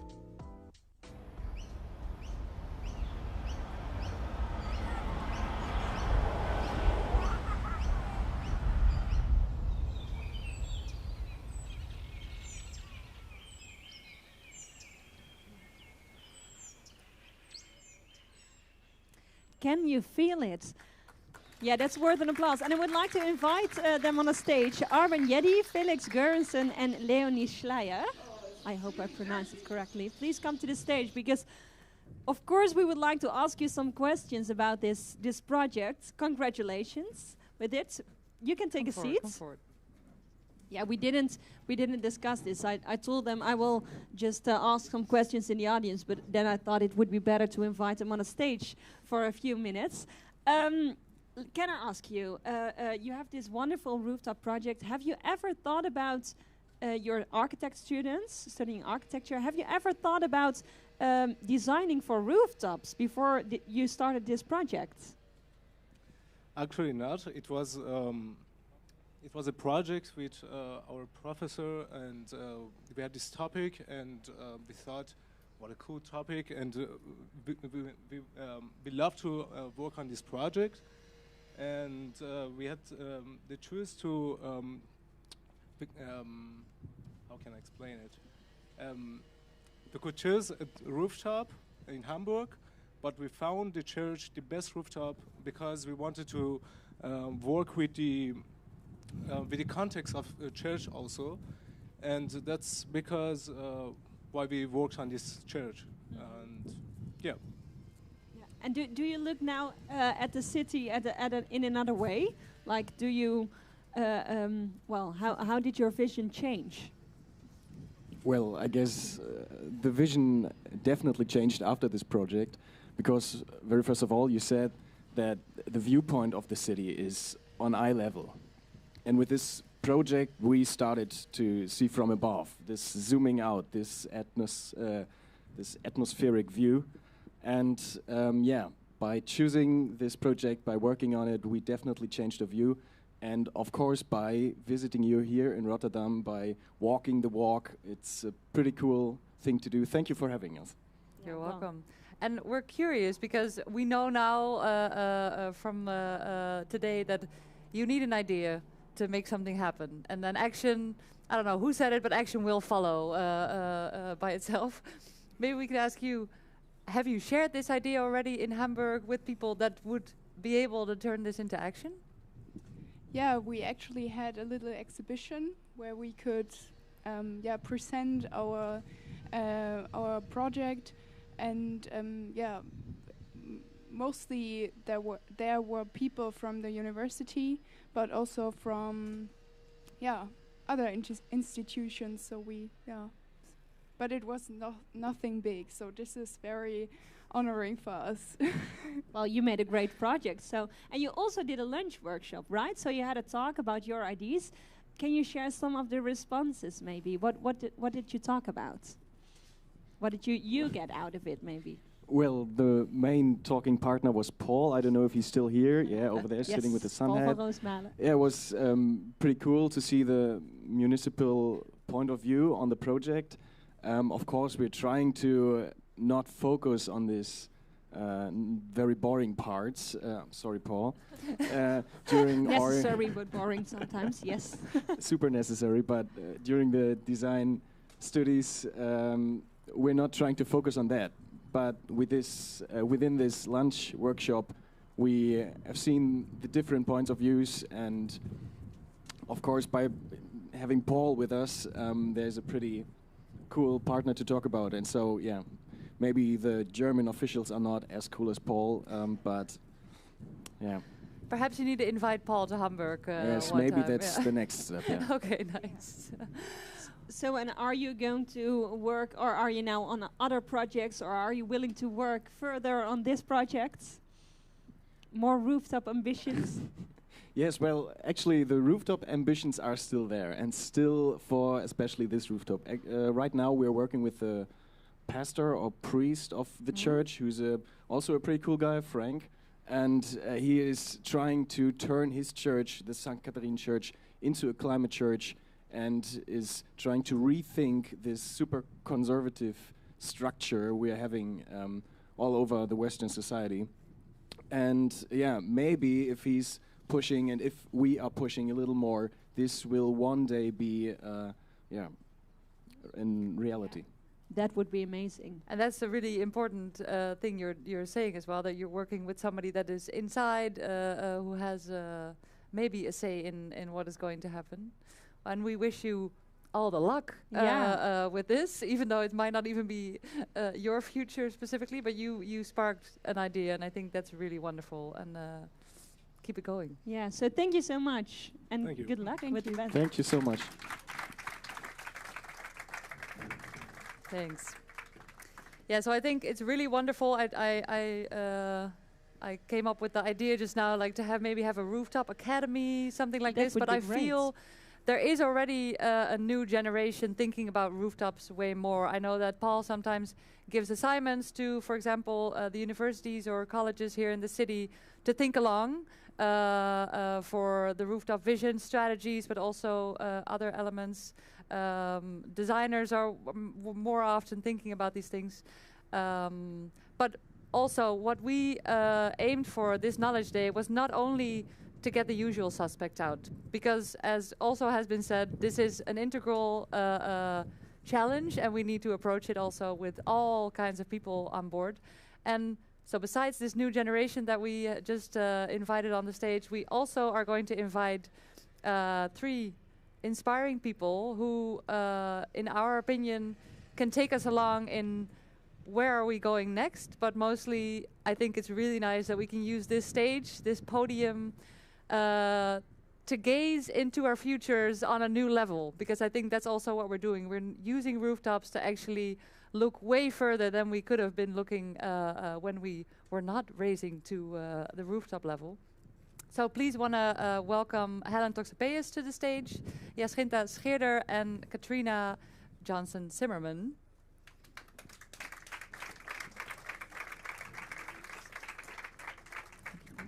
Yes, we have the clicker here. Thank you so much for being here. First, you will share your own vision in just a few 1, 2, 3 minutes, something like that. Your own vision from your own expertise, and then we'll go into a discussion and a talk, and maybe also some interaction with the audience. Let's see what you are thinking. So let's just start with the short pitches, I would say. Yeah, that's great. And I think Katrina will start, right? Great. Do you want to click your own presentation? Oh, sure. Okay. Hi, thank you for having me so much. I'm really happy to be here. I love how you put the American first. It's fine. No, but really, though, this is really special. I love this country very much. And this is my first time on a rooftop to this extent, so I'm very happy to be presenting in this capacity as well. Oh, that's better. So I'm going to start by talking a little bit about also the past. So we're going to talk about the future, but I think as an urban anthropologist, what's most important is to understand who we are and where we come from. So when I was originally studying anthropology, I was into archaeology mostly, our cultures, our ancient cultures, our ways of being. And I only got into cities once I recognized that our earliest cities were some of the most humane places that we've ever created. Only about 10,000 years ago did we start thinking about settling down and not moving from place to place, sort of in harmony with the ecosystems that we existed in as nature, as we still are today.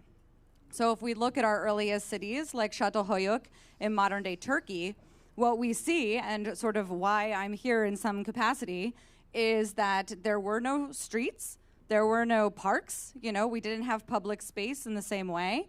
We had very small-scale buildings that we made based on our own human form, and the rooftops themselves were the actual spaces that we moved throughout this space and throughout this city, even though it looks like a neighborhood or a settlement. And so when you went from place to place, you had equal access to each of these houses. There was a hole in the roof and you went down into it. So we understood this shared place more as a community than we do perhaps today as different structures that are siloed and segregated and spatially categorized in a modern day urban environment. So, and I don't know how to hit this, but we can do it. Yeah. So when I look at the comparison, I think about the ways we were then and the ways we are now, but I also really think it's important to understand that we are the same. So we're still the same human beings. We're still the same forms. We still have the same kinds of brains. Certain things have changed, obviously, but in that small amount of time, we still feel this need to make an impact on place. we still understand that we ourselves have a place in the city itself as a citizen, as an urban dweller, and we still then and today want to leave our mark on that place in particular. And so I think moving beyond archaeology into the modern city, we understand it's constantly changing. So the way that we think about it yesterday doesn't have to be the way we think about it tomorrow. These are our inventions, and all of the layers, all of the changes happening in an environment like a city are happening literally second to second. Everything we have done up until now doesn't have to also necessarily impact what we did then, or what we do next. But I think understanding how we looked at something in the past can inform the future. So my whole advocacy is around the city as an ecosystem, as a habitat, human beings as innately heart-centered, and as a community. And so I give talks on that subject in particular, but here we are together on a rooftop, and we're coming together as a community, and I think you guys are wonderful. Thank you, Katrina. And then we'll move to they have their own Helen Toxapeus.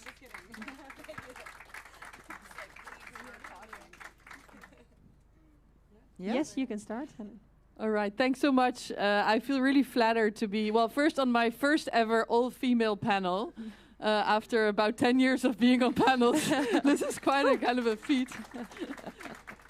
Maybe because I do a lot of panels in the financial sector, which is not the most kind of female abundant sector in general. So I'm a researcher, but I also have a green roof, so I also do things. I have a picture of it, I think, later. I've been researching urban greening in Europe in a large European project.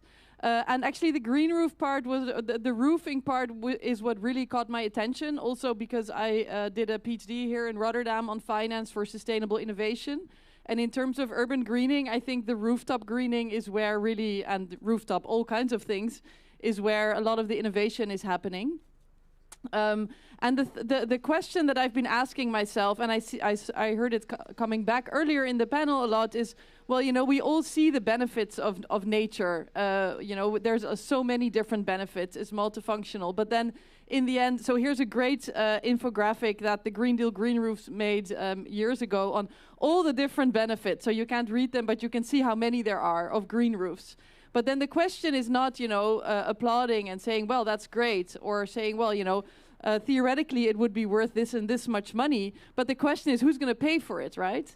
And I think that's in my next slide. So I think that after studying this for about 4 or 5 years, I think one of the main calls to action in terms of getting nature in cities off the floor is that you need a collective business case. So a single actor, like an insurance firm, like a municipality, like a property owner, will look at nature and they will love it, right? On a rooftop somewhere else. But then they will start to make the numbers. And they see that the costs are higher than the benefits that they're going to get out of it. Then the next actor is going to do the same. And they're going to make a little calculation. And they'll find out that the costs are going to be higher than the benefits.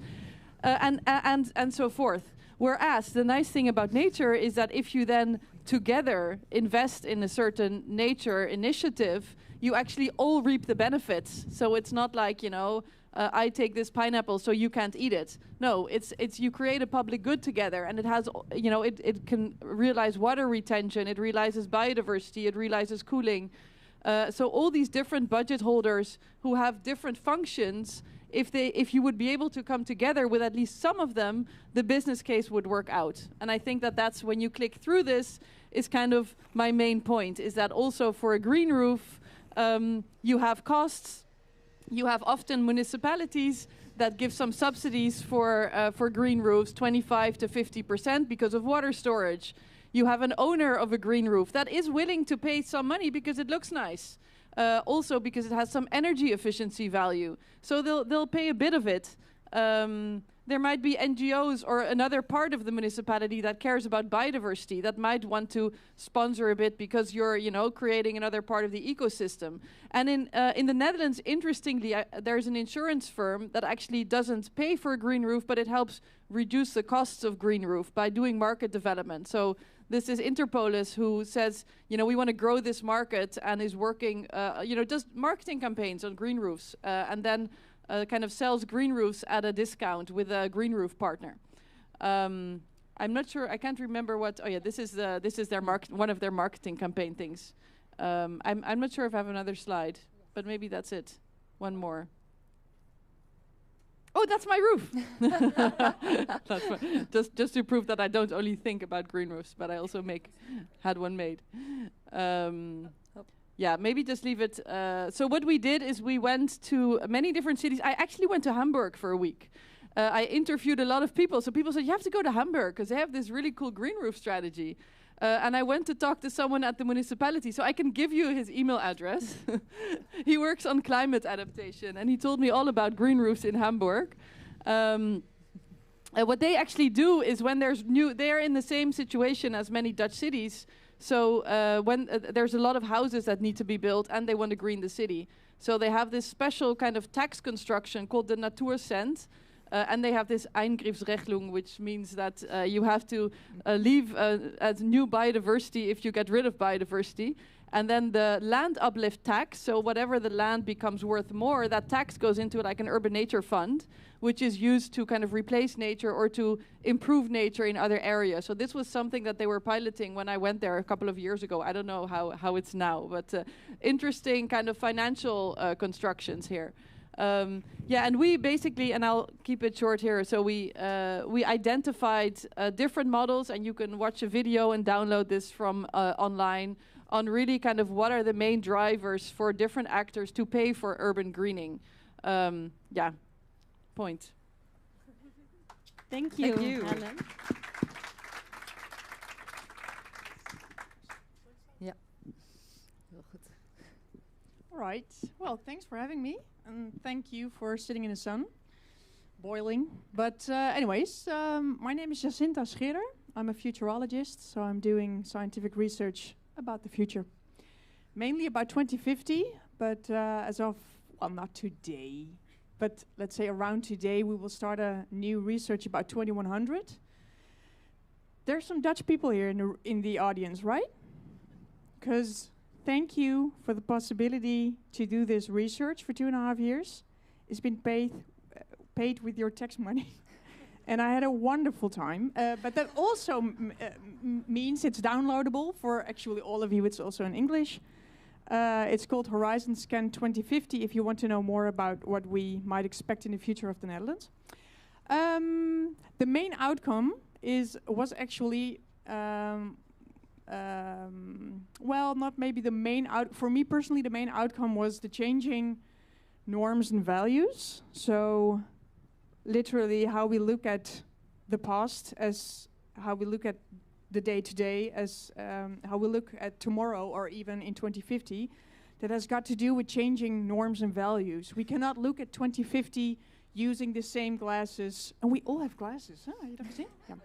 Okay, thank you. And so we cannot use the same glasses as we use today in order to have a better view of where we're getting at, or what's laying ahead. That's something I think important and very easy to forget as soon as you start doing foresight. So in case you are planning to do that, don't forget about the changing norms and values. And I will give you an example of that, by the way. Oh yeah, and I like this picture a lot because there's even houses on the roofs. It's published by the WUR, Wageningen Universiteit, for a research they did on healthy living on roofs. And it's so green. It's just wonderful, in my opinion. It makes me happy. This is another picture, and that is actually based on, I was lead research for Let It Grow, and in a former life, and as a futurologist too. But they asked me to do research about living in green urban futures, and so urban futures, urban living, the new city life in 2050, and then especially what the role of green would be. And it wasn't actually only about nature, but also the color green. And based on research, green is very creative, actually. If you look at the color green, just for a few minutes a day, even if it's just a paper of green, a green color, it will make you more creative and thinking outside of the box. So in case you need that, then I would definitely invite you to paint your wall green or put an extra plant. But anyway, if you don't like plants, you can always use it differently, that information. And another outcome was, you probably know about Shinrinyoku, forest bathing. So it's proven to be very good to visit a forest or to just be surrounded by green in order to have a decrease of levels of cortisol, stress hormone, to increase your immune system, to be less anxious, so to lower your anxiety levels in case you have that disorder, for example. And it's basically, if you go there every weekend, let's say 20 minutes, you will have benefits of that during the whole week. So if you go there every weekend or every Monday, you will have benefits of it throughout the whole week. And well, it's very beneficial for your health and especially for your mental health. And that was actually the case that we would like to implement green on roofs because of the situation that most roofs are still empty or not used or very good. And the depot, I was watching at it the whole time when sitting here. It's so comfortable. I got less anxious already by just watching at the roof of the depot here, which is totally green. Another outcome actually of the research was that the color yellow makes you really, really happy. So in case you need to combine the green creativity with some colors of happiness, you'll be advised to use yellow. And finally, an outcome which I really liked about green or about green sceneries is the use of lavender, because there was research based on using lavender during job interviews, and if you have lavender in your room or in a place where you have a difficult conversation or there are difficult feelings, it will definitely help you to build trust. It's scientifically proven, so it's true what I say. And it can be very helpful if you are about to have a difficult conversation or you want to talk about your salary with your boss or anything. That's it's beneficial for you too. So there are several ways actually of implementing green in the city, and especially on roofs, because it's a nice place to really get surrounded by green instead of having cars and roads in between. And that is actually what I would like to. So this is, by the way, a project in Arnhem, in the Netherlands, where they invite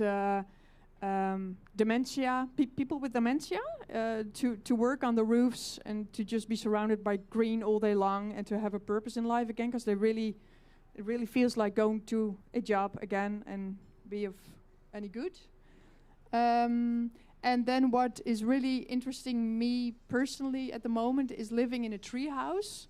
So not that I live in a tree house, because I live in Almere Oosterwold, which is also very experimental, but let's not talk about it right now. But I was wondering, because if you combine the green benefits and the living of surrounded in the green areas and thinking of changing norms and values, would it be a possibility for us if we reframe how we live in this world, if we don't live on in wooden or stone houses on the floor, on the ground floor, but if we all live in tree houses? Who would like to join me in this? Great, that's enough. Yeah, we can start a little village. Okay. Well, but it's nice to think of those options. There are several advantages of living this way. I will not tell you about it now because there's not enough time. But just to give you an idea of reframing how we live and what city living is, and this is a final slide with drawings of the future research that has been done with children. If you ask children what they think of roofs and how to deal with roofs or how to deal with the future world, The left top one is from 1976, actually. It's quite a while ago. And this little girl thought of living on poles under domes, which is basically almost what we're doing right now in Almere Oosterwold. But again, I won't bother you with that. But it's interesting to see that children really think of living on roofs. And who was it? I don't know if she's still here, who said if you ask a child to draw that was a house. Yeah. You say they give it just a red roof, which is mostly the case. But in this case, it was interesting to see that most of the children were actually thinking of living on roofs because of the fact that it was so busy on the floor or on the ground floor. And because you had possibilities to implement chocolate baths, and there was all kinds of things possible in the air instead of in your home. And what to add, I think, as a final thing is that you were saying that people were entering in. I've heard on the radio today you have to say Turkije instead of Turkey. It was today decided that Turkey didn't want to call Turkey because of the turkey, the kalkoen. Well, anyways, so if it's only possible to enter a house from the rooftop, how will life look like if we do that? If we reframe our entrance of our homes, and is that possible? That's a different norm of entering a home. Maybe that's something to discuss later on. Yes, or now. let's just dive into the discussion. Thank you so much also for your short presentation. Yes. And sharing your perspectives, all three of you. And actually, you also in our preliminary talk, we also talked about these what-if statements. And Katrina, you also came up with this thing, like also reframing. That was a main theme in our discussion, but also really about trust. So it really has to do with trust as well, to let people walk on your roof. And is it your roof or is it our roof? What if we reframe this? And that's what you, I think, also are referring to. Maybe I can ask the audience a question. Who here trusts their neighbor? Ooh, this is... Some people You just moved, so I guess it's a hard question for you. I trust my neighbor here. So I think that there's this conversation lately. I heard it from many people that were in my group conversation during lunch, during the workshops as well. But I think everybody can relate to this separation between people, between politics, between ideologies, between ages, and so forth. Even gender, obviously, as we sort of bring forward more of these as we are on this all-woman panel. Feminist ideas that we could even maybe call that, or maybe not, or whatever. How do we come together in a way that allows us to co-create that future? And it starts with trust. And this is even an issue between, a municipality and its people. The people don't trust necessarily sometimes that the city itself is acting on its best behalf. So you trust your neighbor. Do you also trust your city? Who here trusts their city? Less people. By the way, from this perspective, I can tell you, not a scientific count, but that was less people than trusting your neighbor. So in a city like Çatalhöyük, and I won't name the country, I suppose, but in ancient Anatolia region, in the Fertile Crescent, basically the thought process was everybody had a closer connection to the people around them because there were fewer people involved. Now, a city, like, what's the population of Rotterdam? I wouldn't actually know. Whoa, you don't know? 600,000, roughly? Okay, and my city is about 1.5 million. 650. I think, what? Yeah? 650. That's a lot of people. We don't have the ability to fully understand what another person is thinking just walking by them on the street unless we have shared values that are identifiable. Maybe in this culture, maybe in this city, there's a little bit more of that. Maybe in another city, there's less. Maybe in another city, there's even more.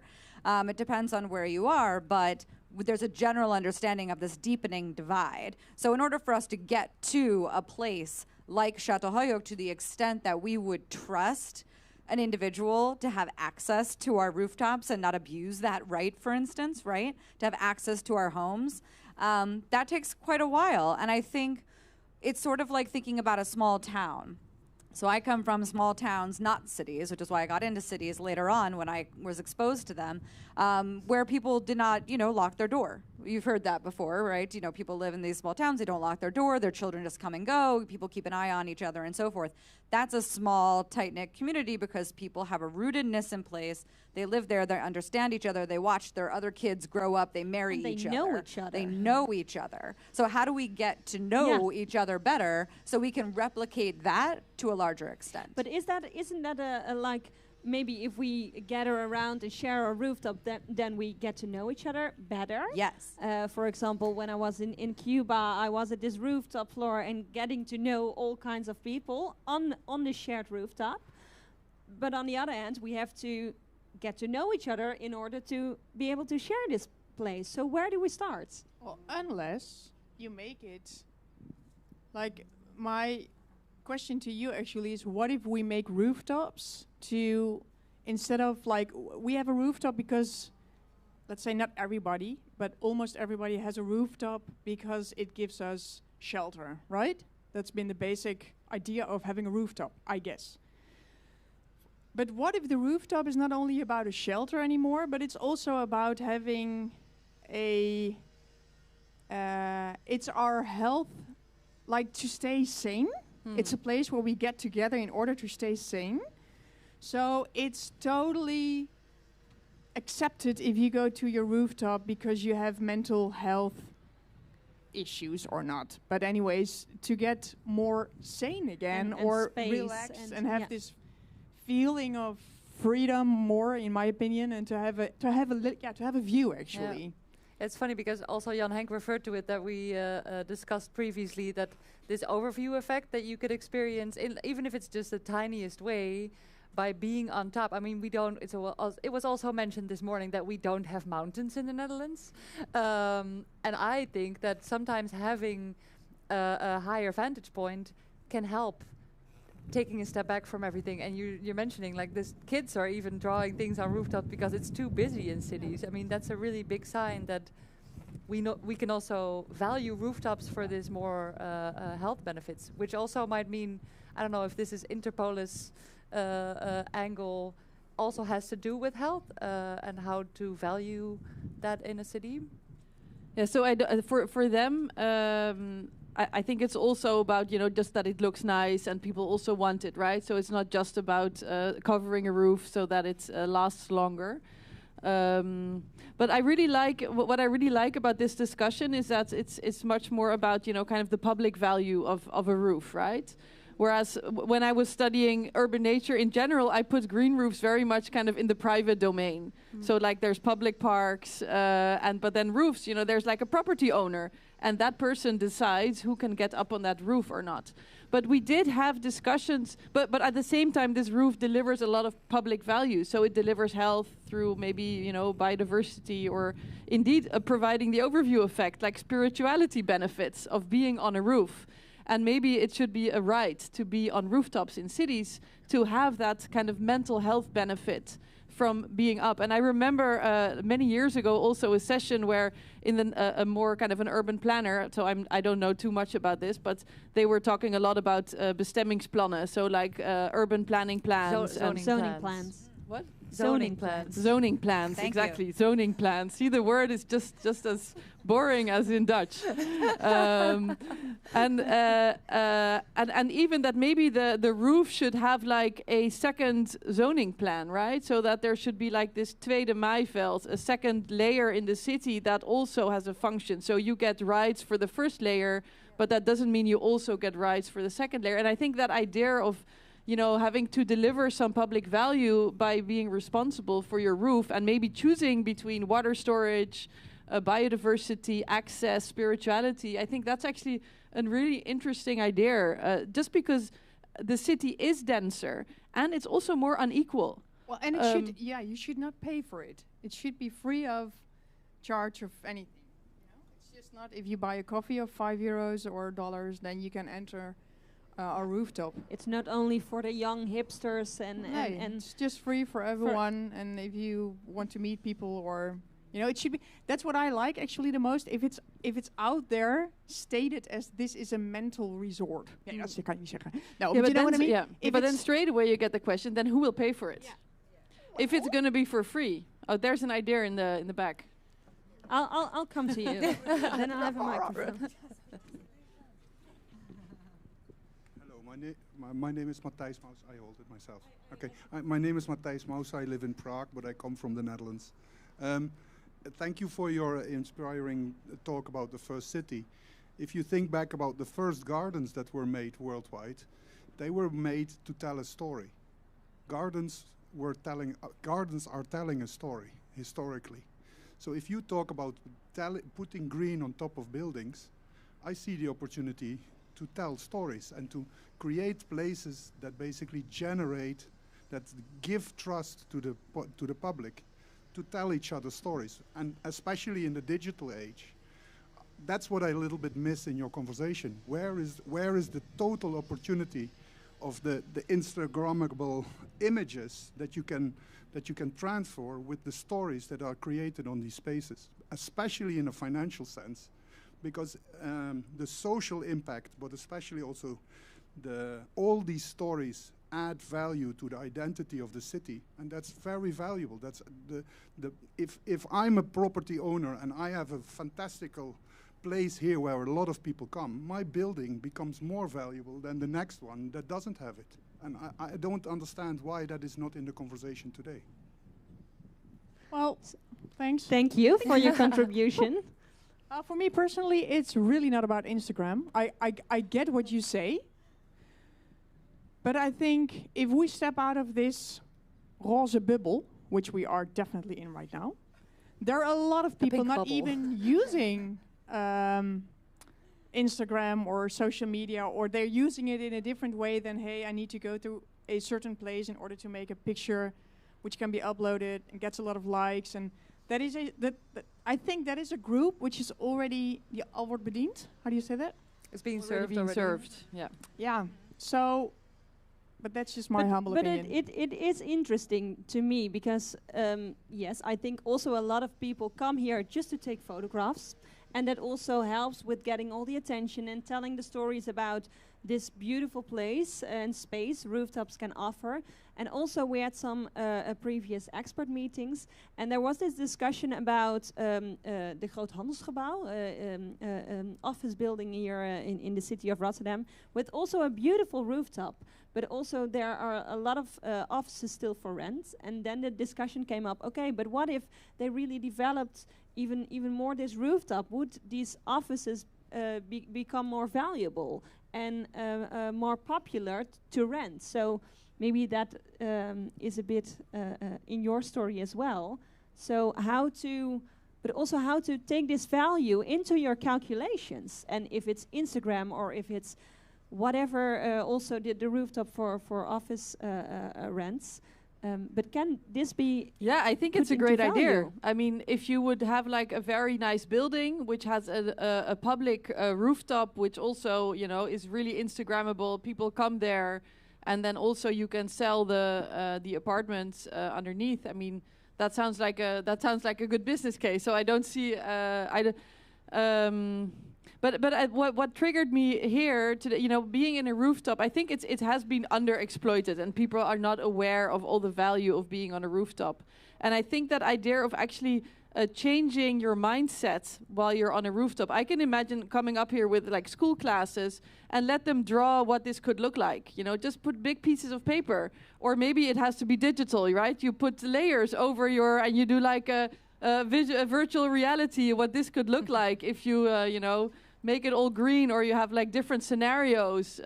So I really see that value, and I think there's so much innovation you can do simply because you change your viewpoint from the street level to the roof level. So I think there's great opportunities there, and maybe not everything will make you completely loaded, but I'm sure there's enough stakeholders that would be attracted to certain propositions on roofs. At the same time, this idea of raising property value, it's also a very sensitive issue when you talk about urban nature, because even when you're investing into public space, often the real estate prices, they go up. So that is part of the business case. But that also sometimes means that you're improving a neighborhood, but then some people can't live there anymore because their rents go up so much, or houses are then sold off. So it's also something to be sensitive to, like how attractive a neighborhood is and whether the people who live there can actually still pay for that attractiveness. But that's a slightly different discussion. About gentrification, but it's important. Oh, I think that's related. Yeah, I was going to say, I think that there's something to say about, does a city need to be sexy? Like this rooftop right now, this is sexy, right? This is like, it's hot pink, it's a sensation, it's a special thing that we're here. But if you actually want to think about the sustainability of a city, that it's not going to be sexy after a point with the normalization, right? It's going to be just trees, which sounds like, it's weird for us to think about every rooftop just being, sort of normalized and activated in some way. But that is the point, right? To get to a point where it is even to some capacity across the board, because a city isn't a product. It's really a shame that we have to quantify that in order to convince people that something should be done for the good of all citizens in the urban population.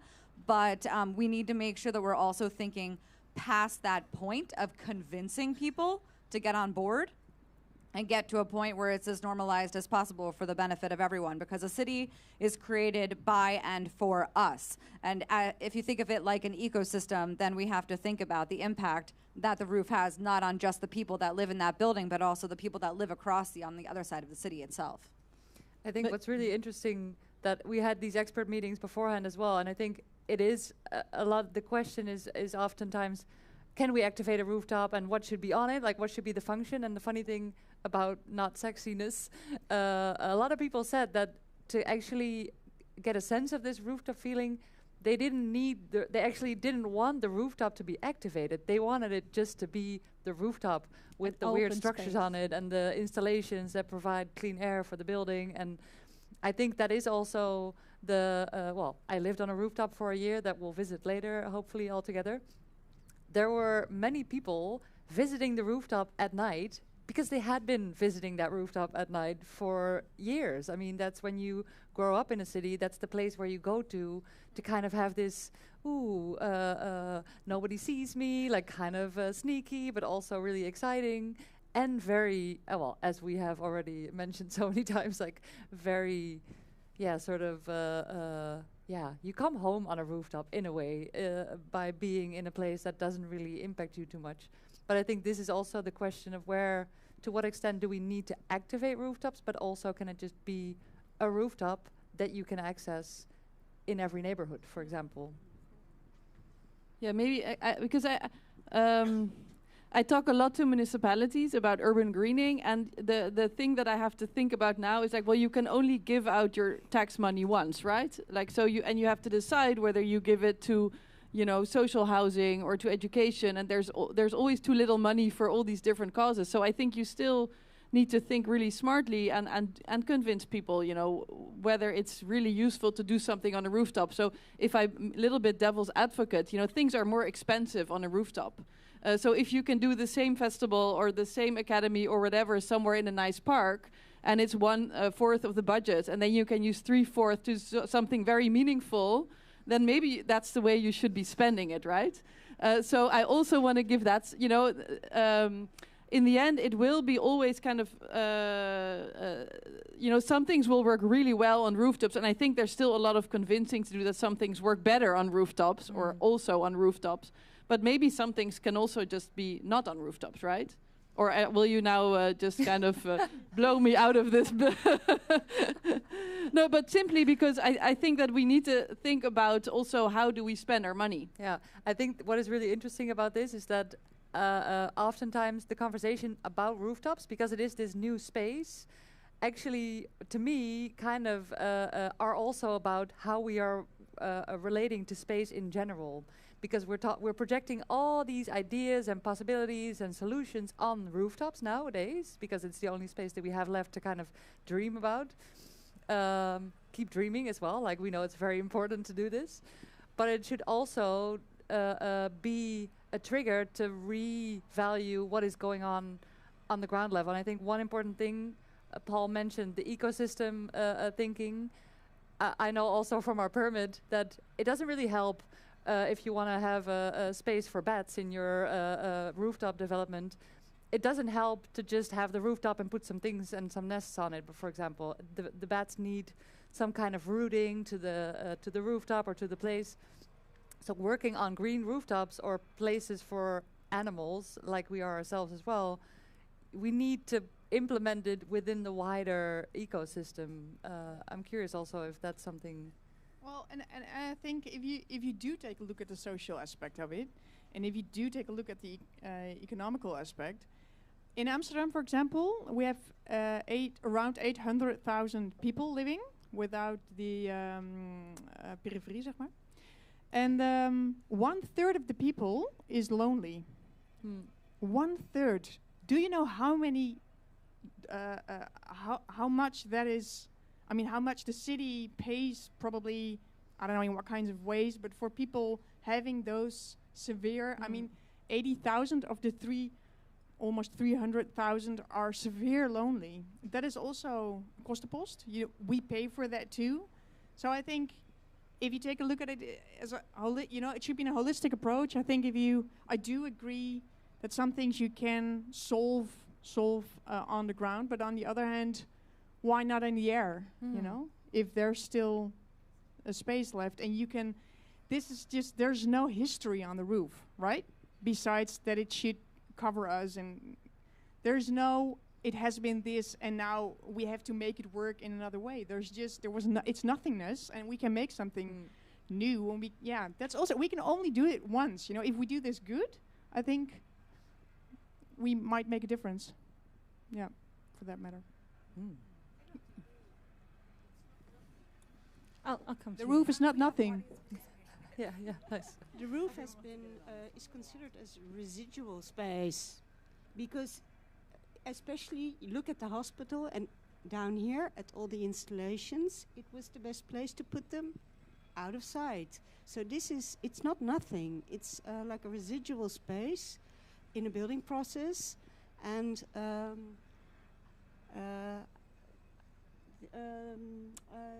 the guy who just told us we need a new story, we're still talking about it in terms of money.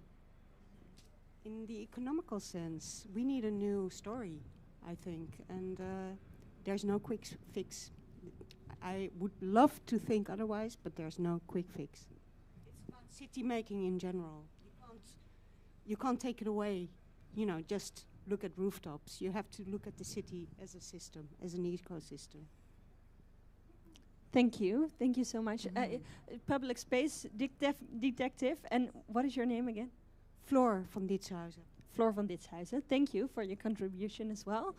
This ecosystem, we talked about it, I think, a lot, and also a lot of things are already happening here, not only here, but on this world. And maybe also previously, because it reminded me now of these pleasure gardens in New York City at the end of the 17th century, actually.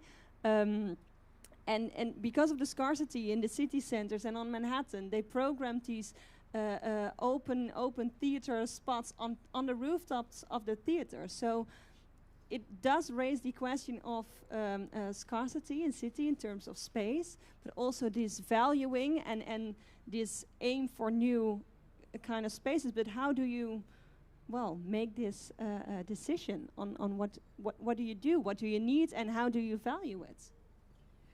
I think some of the conversations and some of the thoughts that people are having also deal with intent. So, you know, maybe perhaps quantifying and convincing people with a different intent other than something like sexiness, profitability, marketing, and so forth. Maybe that's really what needs to be gotten to in this conversation. That is just sort of off the wheels, but is wonderful. You know, I think that if we are making a new story, the way that we used to think about places like this was exclusivity. And so if you look back through history, building height was always a system of power. It was a hierarchical structure that was a representation of control. So we had not a hierarchical society before cities came around. Then we did. And now we have corner offices at the top of a building exclusively reserved for the CEO because we think there's a value there. So worthiness with that individual who has spent a lot of time and energy and has been has gotten accolades and everything, you know, has proven their worth to have that better view, right? Or the more expensive condo is at the top, for instance. So I think perhaps we are on the same page in our conversation around rooftop activation and access with regards to its democratic change in thinking, and the intent behind it perhaps being more about equity than it like an actual equitable situation as opposed to equity like capital and what have you. It means a change in the way that we manage that money and system, like private buildings and so forth. And I think it does require, as has been said in the audience, a change in our collective story and the way that we do co-create the city of the future, because some of this is based on necessity. Absolutely.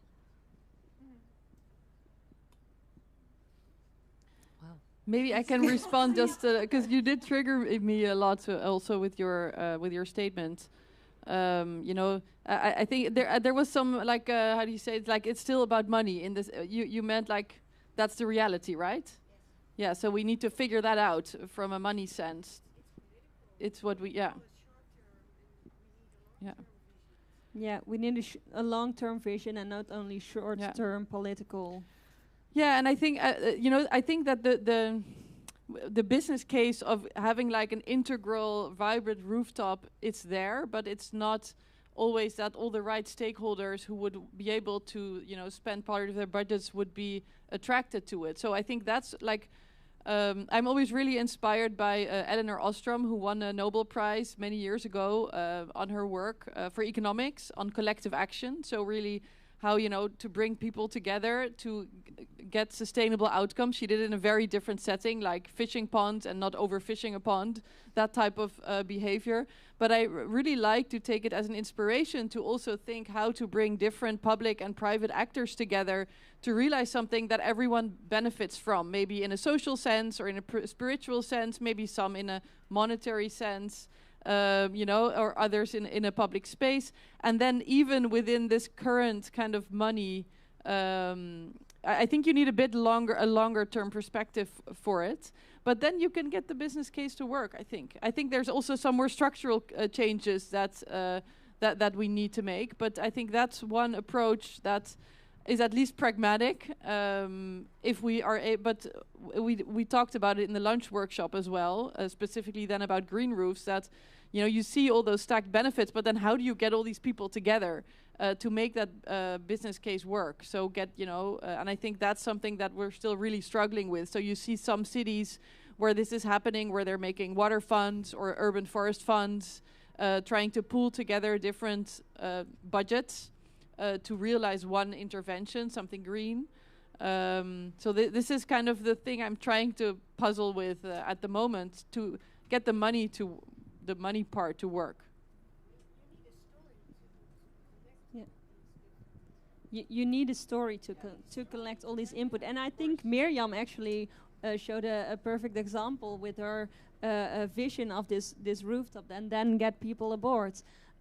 But also talking about changing the system, we still live in a system where money is deciding actually, and it's really about what we also started with, about re-evaluating all these more soft values also of rooftops, this space, mental health. But is there a possibility to move within this system to really give value in terms of money, maybe then to these kind of things on rooftop? Is that Is that possible, or? Can you one time repeat the question? Yeah, how do we value in terms of money these more soft values, so like space and mental health and that kind of You were talking about all the colors affecting and lavender. I mean, I do think we need research on what the rooftop feeling is actually about. Yeah. Well, I think I'm a strong believer in the impact of research. I think not only, I think a democratic saying of the people is also very important, and that's actually, I think it's about those two things, and then there's the money. But I also heard money is not always the problem. It's the people who decide where the money goes to. And I think I do believe in stories, don't get me wrong, but I do have a problem nowadays with storytelling, or the stories we tell or we make or we need, because I wonder if it's inclusive enough. If all people benefit from those stories, which in my opinion we don't. I think we should listen better to the people who are not on front row telling what their story should be, or that's more and more actually what I'm convinced of, that there's a lack of that impact and yeah, good. Helen? Yeah, maybe just to who was it? Was it Paul who showed this transition theory slide earlier? The X curve. Yeah, the X curve. Yeah, so we also tried to kind of understand how sustainability transitions happen through this urban nature research, and we tried to kind of delve down a little bit deeper. And we kind of identified 20 stepping stones, so kind of 20 interventions that you could take to, really make kind of a catalytic change. So sometimes you have like excellent intermediaries, like you have here, sometimes you have maybe a municipality that has like a really good subsidy. Sometimes you have maybe citizens who are really active. But to really kind of make the system change, you need a few of them happening at the same time. And then you get this momentum. And then something shifts. So if there's like a great pilot, but then none of the urban planning routines change, or none of the financial system actors realize that they need to start investing differently, then it'll be like a real nice pilot and everyone will clap, and then everything will go on as before. Whereas, I think many of us have different positions from which certain interventions are possible. We talked with Olga here on the first row about green certification. If you can get, rooftops or greening of rooftops as part of certification processes, all of a sudden investors start to listen to you. They're like, oh, that's interesting. Then I can get my stamp for my certification if I use my rooftop. So there's all these kind of different interventions from different parts of our society that if you can get those to work kind of at the same time and you can activate them, then you can start to see a system change. But, if there's one actor with a story, I think that can be really useful, and I think it's great that you managed to do it. But I'm sorry for Miriam, I forgot. But you also question, well, why am I the only one, or why am I the first one? Why are there not these initiatives all over my new municipality of the Netherlands? And I think that what you're doing is needed. And then it's also needed that then maybe municipalities start thinking about how this could be promoted more. Maybe some roof regulations need to change. Maybe some other things need to change. Maybe some funding needs to come about. So I'll stop there. But that's something I wanted to add. And And I think what's important there that you really, so thank you both for those comments as well, because now I think we can get there as we talk about it more, whatever it is, the city, rooftops, et cetera. But I think we need a shared vision in order to work towards something. And I think that that's when we start falling short, when we start thinking about, okay, where is the money going to come from? How do we convince people? And we start sort of stopping ourselves before we start. And I think that's probably what a lot of people end up doing around this subject in particular. And so I think if we have, in a lot of different ways... That also happens on rooftops. Surrounding noises. The soundscapes, yeah. If we have, in a lot of different ways, that hopeful vision, and not in an idealistic, utopian capacity, because I don't think that utopia exists. I think we've thought about that a lot with regards to cities. I don't think that there is any kind of one-size-fits-all ideal that we can work towards. It's not like we're ever going to also go back to the time of being like hunter-gatherers or to a city like Çatalhöyük, right? So, but we still need those shared values in that vision so we can work backwards from that. And I think, unfortunately, far too often, human beings tend to operate under only a sense of urgency when it comes to that, whether it's in an incentive, perhaps, a carrot, but also in a stick capacity, like we have a climate crisis, you know, but I mean, the pandemic was a great example of like a short-term, rapid change. We had acceleration out of a necessity, of an urgency, of a disaster situation. It happens in disasters all the time. So how can we maybe change even the, you know, human mindset to not just act on what is right in front of us, but to really actually finally sustainably plan for that long-term future that we all need to work towards? Thank you, Katrien. Yeah, well, that's actually interesting, because what is interesting about this, and pandemic was part of my research in 2014 already, but it wouldn't be so soon actually, as the researchers thought. But anyways, it was instant reacting, but where are we now actually? Right. So that is, there was fire, right, with the pandemic, and a lot of things were possible all of a sudden. And I expected it to be, which I also did with the financial crisis in 2008, that it would definitely change things. You know, it would be a transformation. But and maybe there is a transformation, but I don't see it yet. And it's interesting because there will be a new pandemic, and there will be. So there's, I think we have to take that into account as well. And how do you do that with your, like, business model, for example, approach? Do you take into crisis? Yeah. Yeah, I mean, I guess that one of the biggest drivers of the business model for urban greening is the climate change or climate adaptation. So cities, it's almost like a opportunity. Terrible. So you know, the fact that cities have to make climate adaptation plans actually asks from them that they work together between different departments to make plans about the public space. And I'm now in a working group on business cases and finance of the public space of the city deal here in the Netherlands, where we work with like 12 cities. And they're trying to figure this out. So, you know, the sewage needs to be replaced, and we need more greening because there's going to be more water coming at us. We want to change our mobility because we need to have less CO2. We need to be CO2 neutral at some point.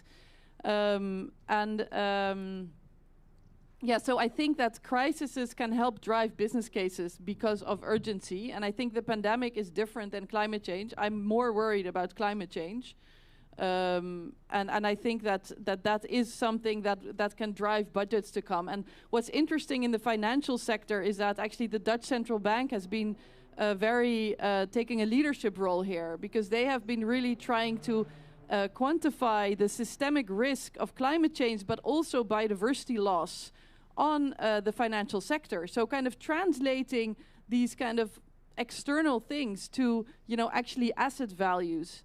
And I think that this is something that's really happening in Europe, and it's a bit kind of high over to translate it back to green roofs.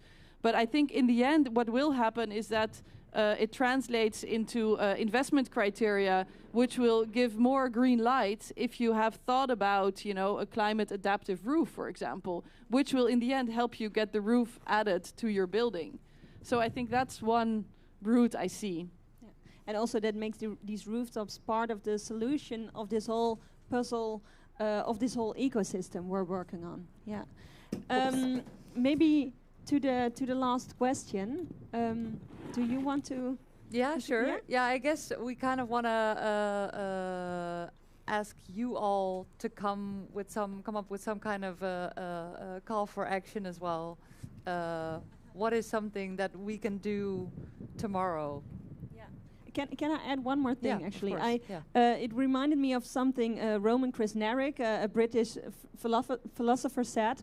He wrote this book, Thinking Long Term in a Short Term World, and that's, I think, we tapped into that a lot of times, and we discussed the topic of hope versus despair or fear. And he said, I think we need both. So yes, we need fear, we need despair. Oh my God, how are we going to solve all these crises? And maybe rooftops, as we discussed, can be a small puzzle in this whole ecosystem. But we also need hope, and we need these new visions, and we need these new inspiring ideas how to solve this puzzle. So maybe that can take give that into account. Yeah, take that with your last call for action. Okay, sure. Okay, so then I have to think of Stephen Covey's 7 Habits for Highly Successful People. Who has read this book? Okay, so probably many years ago. It's kind of from the 90s or something. But what I really like about it is this circle of concern. So that basically says that there's this circle of concern, and then there's inside it, there's your circle of influence. And you can get very panicky if you look at the circle of concerns, especially today with all the crises that we're facing. But I teach my students to work on their circle of influence and to think about the place that they're going to be holding in the future and what they can do from there. And if I look at our paper on transitions, that is actually what you need to do, right? So you need to think about your own position and what you can do. And then so the despair can be somehow still, driving part of your urgency. But the best thing you can do is to work on growing your influence from your specific position. And it will always feel as not enough. But then think of all those other people here who are doing the other things, And I think that's probably my call, is just to take that, to focus on that influence, because that's also when it stays fun. Otherwise, you kind of lose the fun, because then you despair indeed. So, yeah, that would be my 2 cents. Thank you. Okay, I'll give you some time. Still? No, you go. Okay. Well, I think to think of, that's very nice what you said about the hope and despair. It's about control and letting go. It's about incremental and revolutionary. It's about top down, bottom up. I think it's always about and. So that's good to remember. What I really liked was the idea, if you really say, what are we going to do Monday? Well, Monday it's Tweede Pinksterdag, so Tuesday. What was his name? Usaya? Sorry. Where are we with our phones? His name was Uriel. Uriel, yeah, okay, yeah, sure. You need to pay if you don't use your roof. Bam, there's your money. Thank you. Wonderful. I'm not sure who is going to implement this, but anybody out there who can, please. It should be more governmental municipality. I think even actually governmental Holland, Netherlands decided, government decided, and then on a national level. On a national level, and then it's up to municipalities how they implement it. But there should be a tax on I'm sorry, empty roofs, although they're not empty, I understand. But anyways, yeah, thanks. Thank you. Okay, so I will also go back to the hope and despair thought process. And I am an optimist because, and I always say this in my talks, I'm an anthropologist because I love people, because you can't be an anthropologist and hate people. It's basically impossible. It just wouldn't work out. But I think most people don't hate people. I think we really do have really good intentions most of the time. But there is still this kind of cynicism. And my favorite quote, and I don't have an author for this quote, but my favorite, it's from the book Humankind. Oh, which was written by a Dutch man. Wait, what was his name again? Anyway, Humankind, read it. It's brilliant.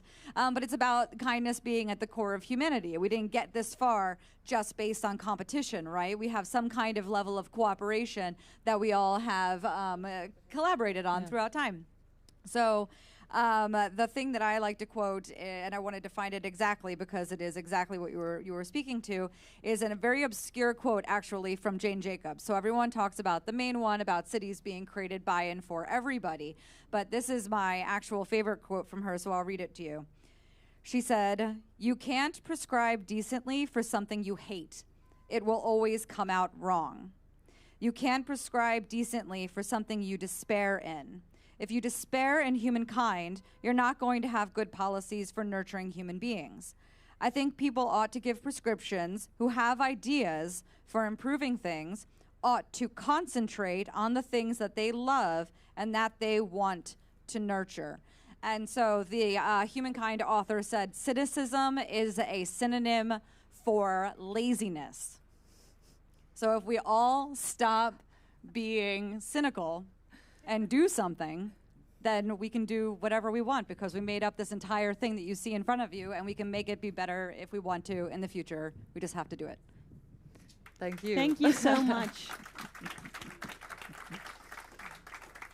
Yeah, amazing. I hope you could feel the sort of I guess energy waves throughout the day already, and I think it's really wonderful that after very practical talks in the start of this afternoon, we ended with this. Thank you all so much. Very enlivening conversations, and we shall continue these after we finish off. So thank you all for joining so much. Jacinta Scheerder, Helen Toxopeus, and Katrina Johnston-Zimmerman.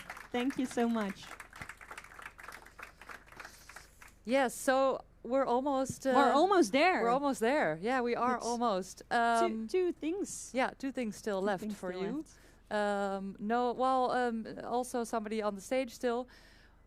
Today we've talked about, we've experienced it, we looked at it, the rooftop feeling, something that can be caught in yet another way. And we asked somebody special today, because we already talked about this European creative rooftop network that we are joining also with the Rotterdam festivals, rooftop festivals.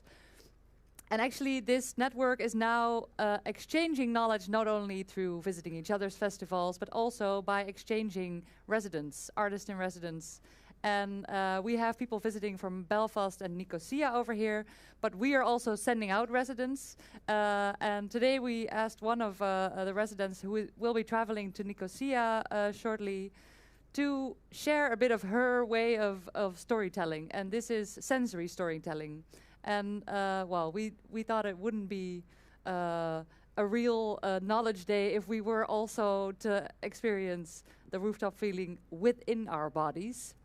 I guess, Mighty, we want to invite you up the stage.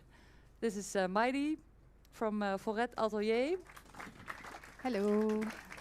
And please remain seated and also stay around, because you will be getting something. Please don't, dive in yet, because we're gonna talk a little bit about what did you create? Yeah, so for this residency in Nicosia, I proposed a project about air, because buildings as a human construct are actually a fun way to experience everything around us from a different perspective.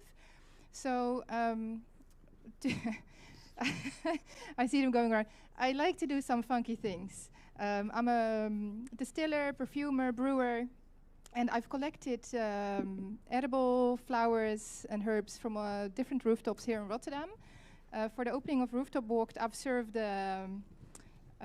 like a wild beer, and in this case, you're having a distillation of this beer, which is collected in the foam, a captivation of air.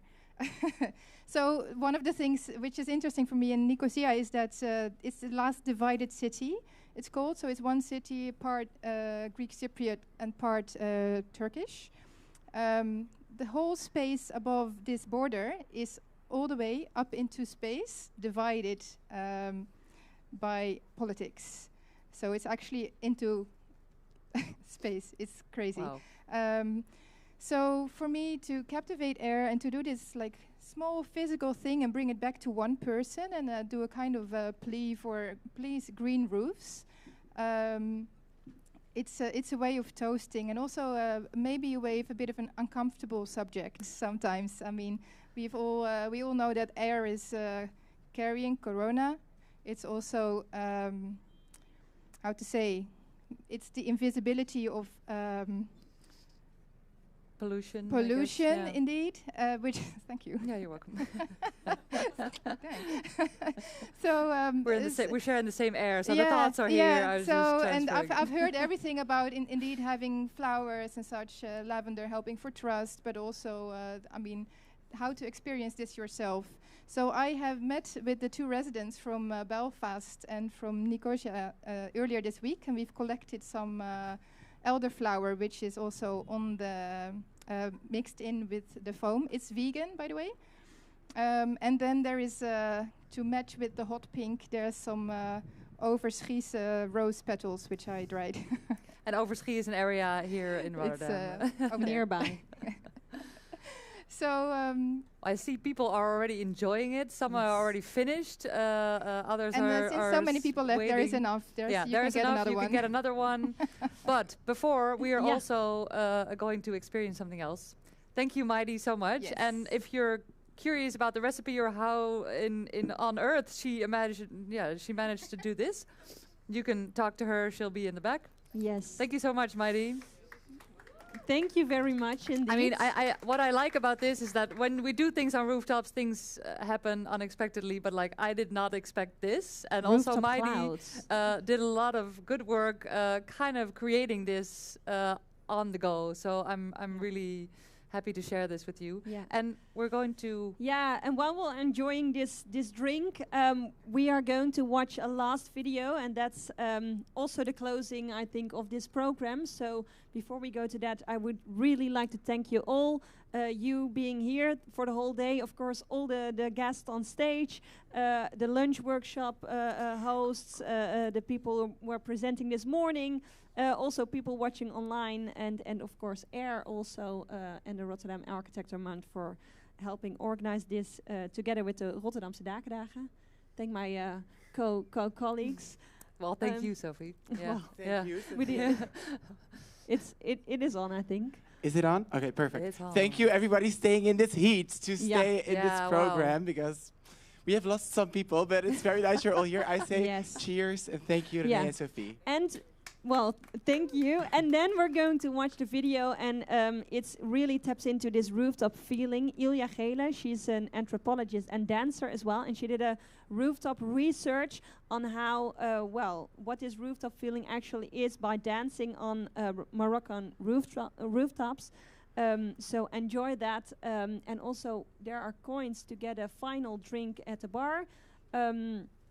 But enjoy the video, enjoy the rest of the day. We hope you will join us for the drinks at the Hofbogen, the opening of the festival, and see you around. Thank you so much. For that, maybe the last practical thing, we will leave together to the rooftop. So anybody who wants to join, we will at some point notify you here that we're leaving here, and then we will walk towards the opening of the rooftop festival. Thank you. That was it, right? Yeah. Thank you so much. Thank you.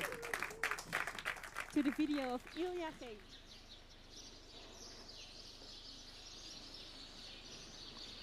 Oh, it's really dirty.